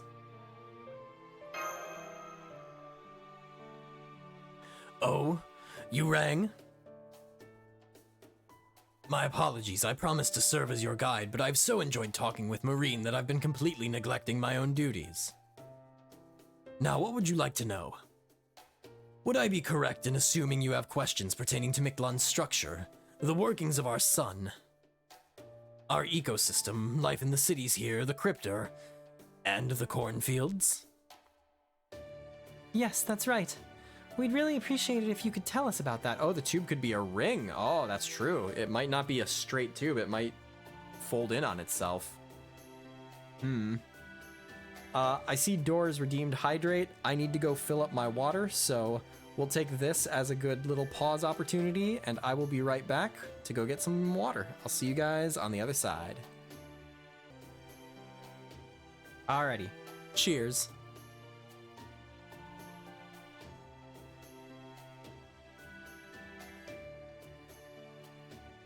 I have to get used to the new space. This is literally like my first evening in this apartment. I have been inside this building for the last like 12 hours or so. Long 1 hour stream. Yeah, you're right. Remember when I said I wasn't finishing this chapter? That's actually probably still true. I think after this arrow I'll probably wrap it up, but like, that's the thing though. I have not had motivation to stream like Fate Grand Order's events lately, because I feel like there's such a slog to get through. There's so much text, the pacing is really, really slow, and I didn't have an enthusiasm. I have enthusiasm for Lostbelt 7. I'm having fun. I'm having so much fun reading this story. So, yeah, I'm gonna keep going while I'm having fun. Yes, that's right. We'd really appreciate it if you could tell us about all of that. What would you like to ask about first, Senpai? The cornfields. Although we dinos need only water and sunlight to survive, life would hardly be worth living without some pleasures we can look forward to, real. And so the Mala created corn, the sun's greatest blessing. It has everything we could want in a food. Corn was seen as special in the Americas in proper human history as well. It was an essential source of nutrients there, especially in Central America. In fact, it was so important to people's livelihoods that they often spoke of it as a gift from the gods, or sometimes as if it were a god itself. But I think we should probably ask about Mictlan's structure now, Senpai. That seems more relevant at the moment. You shut your mouth, Mash. Miklan's structure, Very good. If you mean to reach the storm border, that is certainly the most important thing to know. Although Miklan is a flatland jungle, it is actually divided into 9 separate strata. We are currently in the first stratum. This is Tlalocan. Tlalocan? Tlalocan. Okay. I haven't heard this term before. I did study a little bit of Aztec mythology because a very, very good friend of mine ran a D&D campaign for us in which he themed it after Aztec mythology. I was a warlock and Xolotl was the name of the god that I had, like, or the being that I had been contracted through, basically. So through that, I learned a lot about the Aztec mythology, but I don't know Tlalocan as like a layer of Mictlan. I don't know if this layers thing is real. I know what Mictlan was, but I didn't get any deeper than that.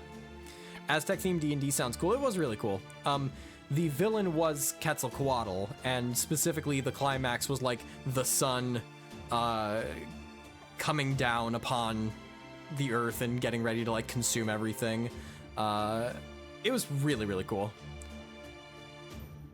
The sun going all Majora's Mask. Yeah, very much like that. There was a lot more to it, but it was really cool. In the final boss battle, though, see, yeah, I'm not gonna go too deep into it. The final boss battle had like 2 distinct phases, one of which was like actual final boss battle, and then after we did that, and it was like, whew, we barely made it out of that, and we almost didn't make it out of it. A few of our, characters did die. Then the actual final boss battle, we just clowned on so hard. Like, it was not a fight. It was not a contest whatsoever. We tossed the bad guy into a hole. We were throwing scorpions on him. One of us just peed into the hole just to disrespect him. It was a good time. Blender go burr, exactly. He couldn't get out because of rules shenanigans. It was hysterical. Anyway, this is Tlalocan. Its ceiling, which leads to the surface, forms a steep cliff face. Leads to the surface of Pangea, I guess. Okay. Next, we have the second stratum, and the first boundary of the underworld. That's... oh boy. Tlatlahukwi, the red level. It is an endless river that is home to a species of enormous iguanas. Interesting. The third stratum is home to the golden city of Chichen Itza. It is a vast and open plain filled with the fruit of all kinds. The fourth stratum and the second boundary of the underworld is Iztachihuatl. I'm gonna assume that's a chi. Iztachihuatl, the white level. It is a bone-strewn graveyard consisting of a valley of blades and wind. The fifth stratum, Chula, the lake of blood and birds, serves as the blood vessels of the land itself. The sixth stratum and the third boundary of the underworld is Shoshowaki, the blue level. It is the land of galactic sand dunes and vacuum lightning gardens. These are some words. The seventh stratum is Singing Ilhuicatl, home to the Metztitlan Observatory. The eighth stratum and the fourth boundary of the underworld is Yayauhui, the black level. It consists of a subterranean mountain range upon which the sun never shines. And finally, we have the ninth stratum. It is the foot of the great Sheba tree, the dreaded land of Xibalba. Okay, I know Xibalba. I got that one. As you might expect, these strata are all linked. In theory, anyone could cross freely between them. Check off the bingo box for quadruple underworld. You know what? That's fair. We're doing that. We're just gonna put one of these. And one of these. And one of these. Can I rotate this? I don't think I can rotate it. Wait. Yeah, hang on. There we go. There we go. That's what I'm talking about. That square is gone. That's getting bingo from a single square. Hey, 5 crosses in a single row. I win! I win! And we didn't even make it out of chapter 2. Alright, cool. More practically, though, the underworld's various boundaries are quite dangerous. The dead walk that realm. Even for us dinos, it is considered too dangerous to risk venturing beyond the 7th stratum. For one thing, the 8th and 9th strata are both blanketed by a deadly fog. This fog only recedes for 5 out of every 365 cycles, during the period when the sun shuts down to rest and replenish itself. The act of traveling to the 9th stratum during this period is called an underworld pilgrimage, but no Dinos has ever completed this successfully. Underworld pilgrimage? Shibalba. Of course, none of you have a reason to go to the 9th stratum, so this is all purely for reference. I believe the storm border crashed near the edge of the...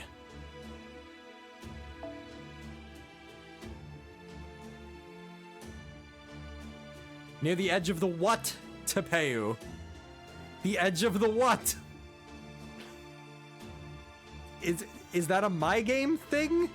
Did they really let that egregious an error slip through? Tepeu's getting on in years, yeah.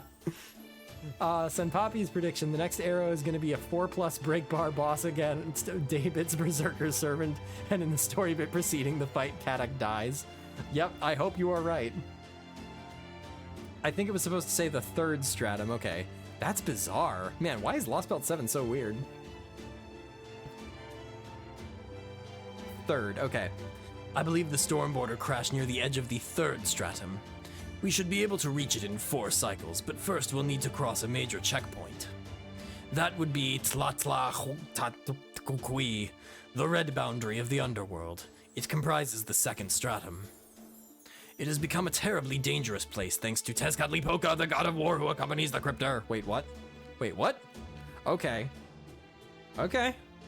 Well, I'm gonna get that square. Not that I had any doubt about it, but... Tezcatlipoca is...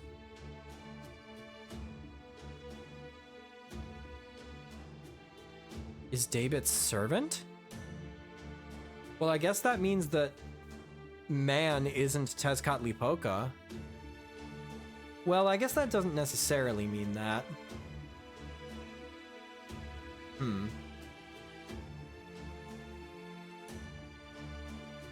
Mods ban Tepe for spoilers.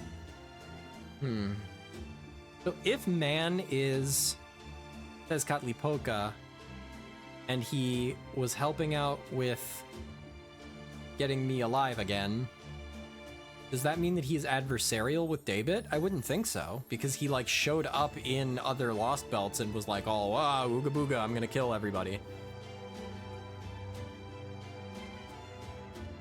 Maybe he was just being a sport. Maybe he was just being a good old chum. The god of war who accompanies the cryptor. So that must be... The servant David summoned. I mean, he did try to get our seals. Well, did he? He didn't really indicate that he wanted that specifically. He just wanted a weapon, and then we offered the seals without really any prompting. Like, maybe if he knew we didn't have anything else to offer and he was leading us into that, then that would make sense. Lots to think about there. That is, of course, assuming that man is Tezcatlipoca, which I feel like that makes sense, right? Like, he said he was there to do a job in the underworld. The afterlife, I guess I should say, not really the underworld. The underworld is a little bit too vague in this setting, I suppose. So he's Tezcatlipoca, the Aztec god of war and sacrifice, and one of the strongest gods in proper human history's Aztec mythology.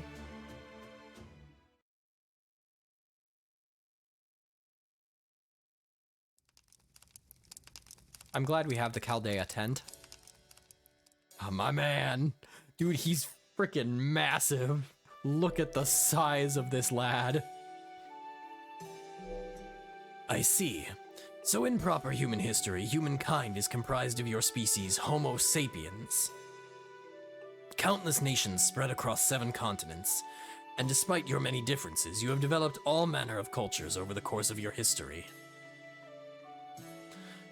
I suppose if we dinos were to visit your world, we would be classified as reptiles. Your biosphere is limited to your planet's surface, with no colonial expansions into outer space. The ocean.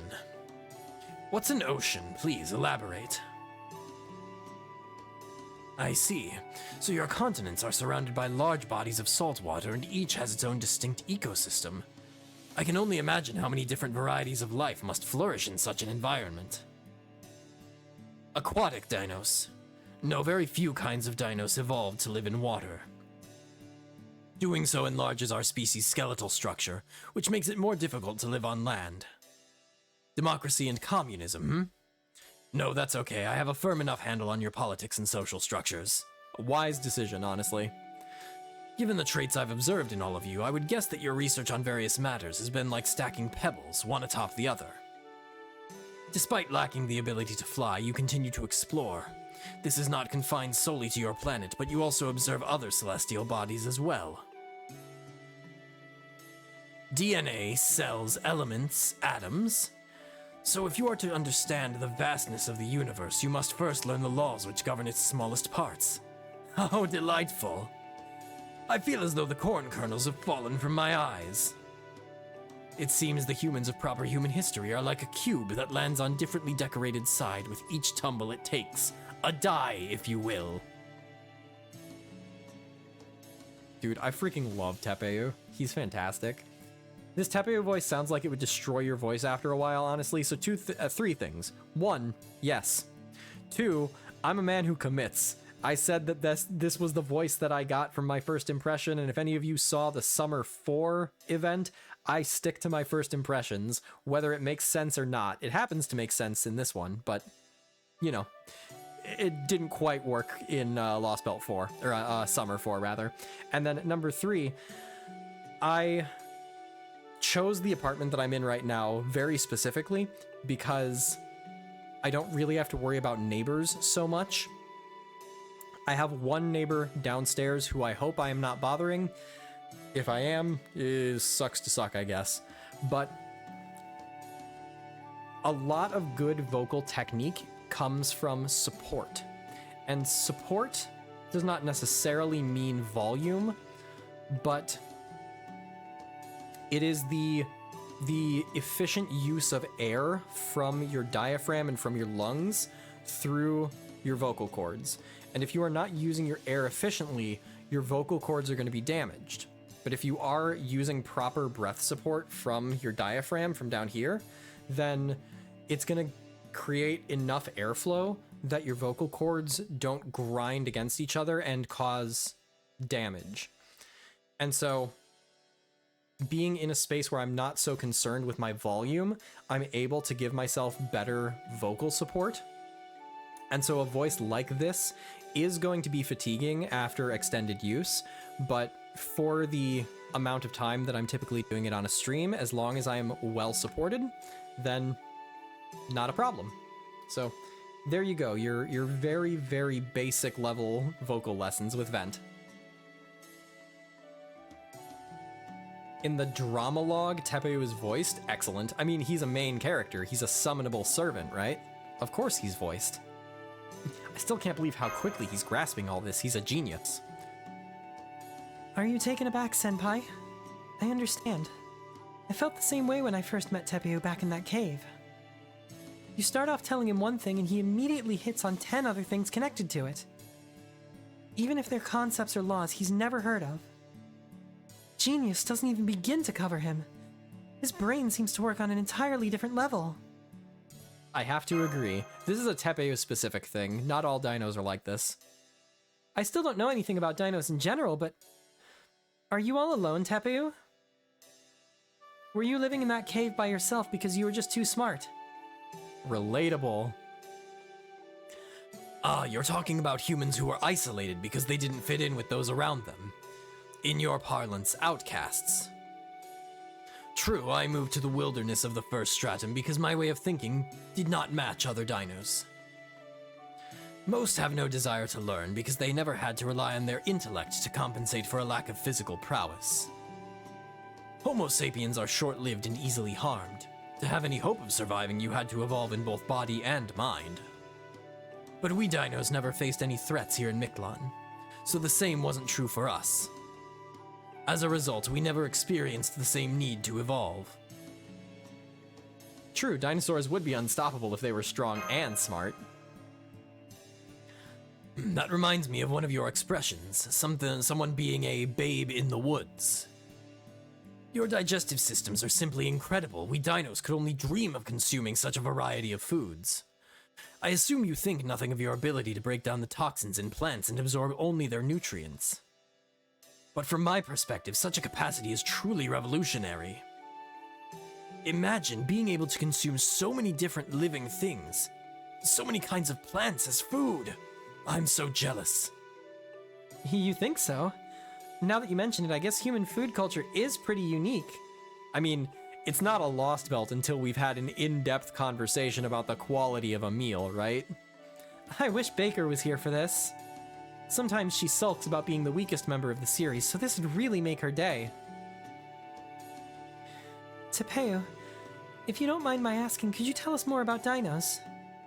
We've never talked with any besides you, so... Very well, I'll tell you what I can about our ecosystem and how we got here where we are now. Thing number 4 on vocals, by the way. Hydration is important. Water is good. If you are going to be taxing your voice, drink lots of water.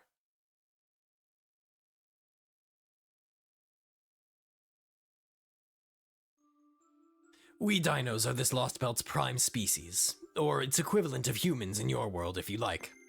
We are the dominant species tasked with running this world. A long, long time ago, well before Mictlan was created, our ancestors migrated here from the surface. These ancestors were the creatures you know as dinosaurs in proper human history. From what you have told me, Mash, I understand there existed several types of dinosaurs. There were long-necked marine plesiosaurs, bird-like flying pterosaurs, terrestrial theropods, and so on, yes? Well, most dinos fall under the theropod category. That said, our creation was also shaped in many ways by Mala. So, pardon me, we do have a few of the pterosaur and plesiosaur varieties of dinos as well. Pterosaurs are especially rare, but they do still exist to this day. Remember what I said about the outcasts earlier. I, for instance, was ostracized from my herd because they took issue with my behavior. Cheers, Door. However, pterosaurs and plesiosaurs are essentially outcasts from the day they are born. I remember you also said most dinosaurs were herbivores and that carnivores were the minority. But all dinos are herbivores, there are no carnivores. We are unable to break down the toxins in meat, meaning that eating it leads to pain, diminished intelligence, and eventually death. That is what happens to the unintelligent dinos who attacked you earlier. Either they gave up their intelligence when they were on the verge of death, or they turned feral after the Oh boy, I had the pronunciation on this down earlier, and now I've forgotten it. Ocelome poisoned them. So that's what happened. Those dinos were really scary, but I feel kind of bad for them now. I mean, dying painfully after being forced to eat meat they didn't want? They might as well be zombies. Why did the Ocelome do that to them? It's to do with their new teachings. You might call it all faith, or perhaps religion. Excuse me. Sleepy, Tepeu. Now that I've met you, I understand the Ocelome are Homo sapiens, humans like you. They appeared here in Mictlan out of nowhere and quickly moved to expand their territory. One of the central aspects of their faith is offering up the hearts of the strong to their god. And since dinos are the strongest life form in Mictlan, they of course set their sights on us. They built a city in the 5th stratum. There, they tear the hearts from dinos. Now that you've been kind enough to share your knowledge with me, I have a clearer understanding of the situation in Mictlan. Two opposing factions are fighting a civil war here. One faction consists of dinos. Our capital is Chichen Itza, the golden city ruled by the king of dinosaurs and protected by the sun god Kukulkan.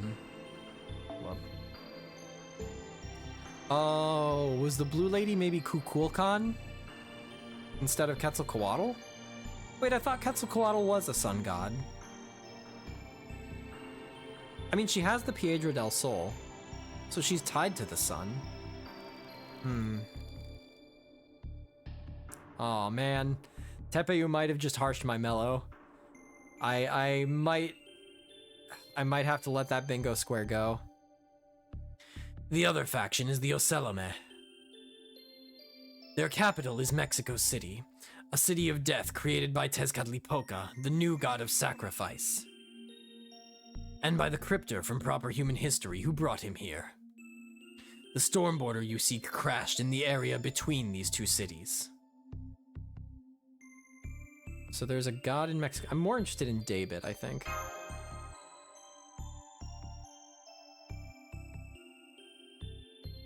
Hold on. I missed something. Nope. I really wish the log button weren't so tiny. Hold on. I understand that the servant, the Cryptor, David, summoned is a divine spirit from proper human history. But you say there's also a god in the Danos capital? And Kukulkan at that. What's so weird about that, Mash? Haven't there been gods in the other Lost Belts too? Yes, but it's different here. Kukulkan is the Mayan god of wind and water from proper human history. Oh, interesting. But the Danos have no connection to proper human history mythology whatsoever. So it doesn't make any sense for that god to be here in Mictlan. Wait, come to think of it, the name Mictlan itself comes from the underworld of Aztec mythology. But as I believe you have said before, the mythology of your world has nothing in common with our own in this world. I understand your confusion, but the answer is quite simple. The very concept of a sun god is also a recent development. We were simply indifferent to such things until recently. In fact, until the Cryptor's arrival, we rarely ever conversed with words. So it was proper human history itself that passed on the concept of gods.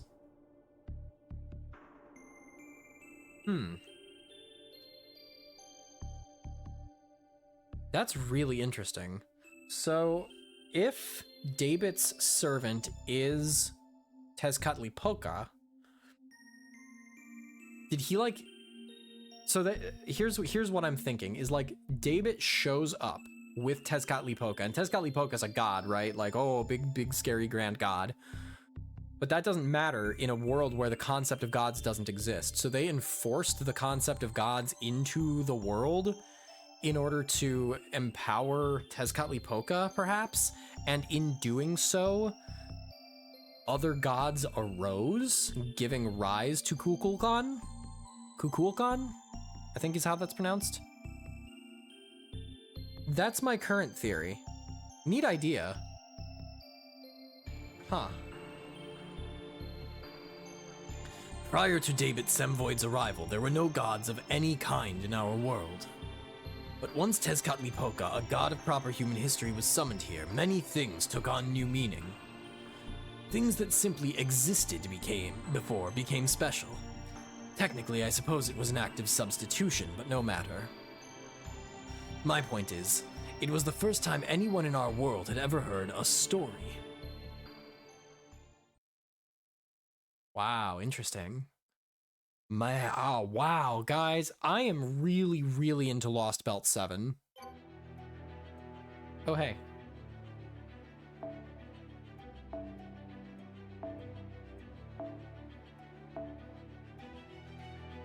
Alrighty, well, I think that is going to be where we call it a night, guys. This has been... I'm just so excited for this Lostbelt, guys. I am so excited. Hey, Vent, go roll for the Trung sisters? No, absolutely not. If I'm rolling for anybody right now, it's the cool new, like, fancy Avenger that just dropped out of nowhere. It's still not story relevant, by the way. Still no idea why Nido Chris Alter exists. An Avenger who seeks no vengeance, the embodiment of judgment, this improbable servant appears with an impossible spirit origin. Yeah, if I was rolling for anyone, I'd be rolling for this, but like, I'm holding tight for you, Olga Marie, or Ket's Alter, or maybe Tezcatlipoca if he ends up being cool. Even in the JP server, people went, wait, what, when she first dropped? Yeah. But yeah, this is really awesome. My next stream is probably gonna be next year, actually. Today's the 28th, and I'm not gonna be streaming tomorrow. Monday I don't stream. I never stream Mondays. Tuesday is New Year's Eve, so like I work the morning and then I'm not doing a stream New Year's Eve. I have an event to go to. So, yeah. Probably New Year's Day will be my next stream. Maybe I'll do one on New Year's Day and then the following, probably. Which is kind of wild to think, guys. It has been a heck of a year. Honestly, this is a really great way to close out the year. I'm really, really pleased with this. It's been a long year. It's been a lot. A lot has happened this year, guys. I got married. I moved. I got a new job. I literally moved into this apartment today. So 2025 is going to be another wild ride, I think, but I do want to thank everybody for being here. I have had a lot of support and a lot of friendships. I've done this, I've said these words before, but they still hold true. You know, you guys, having you around and being able to share my enthusiasm and my joy and my fun with you guys is what makes this worth it. So I appreciate every single one of you. Everybody who just, you know, pops up to say hello in chat means the world to me. Thank you very much for being here. To everybody who has a subscription, to everybody who has, you know, done gift subs, thank you, thank you, thank you. I cannot overstate how much it means to me. I'm really, really happy that I can look in the rearview mirror of 2024 and say it was a great year. We had more Elden Ring. We had the Danganronpa series, both Danganronpa 1 and Danganronpa 2, and that was awesome. We had Code Vein this year, too. That was a while. New Olga emote. Someone has to remind me in the Discord, but yeah. So, yeah, 2024, pretty dang good. 2025, gonna be better. Love you all. I will be seeing you all next time. In the meantime, be kind to one another, be kind to yourselves, be safe, and as always, peace out. See you in 2025. Bye, everybody.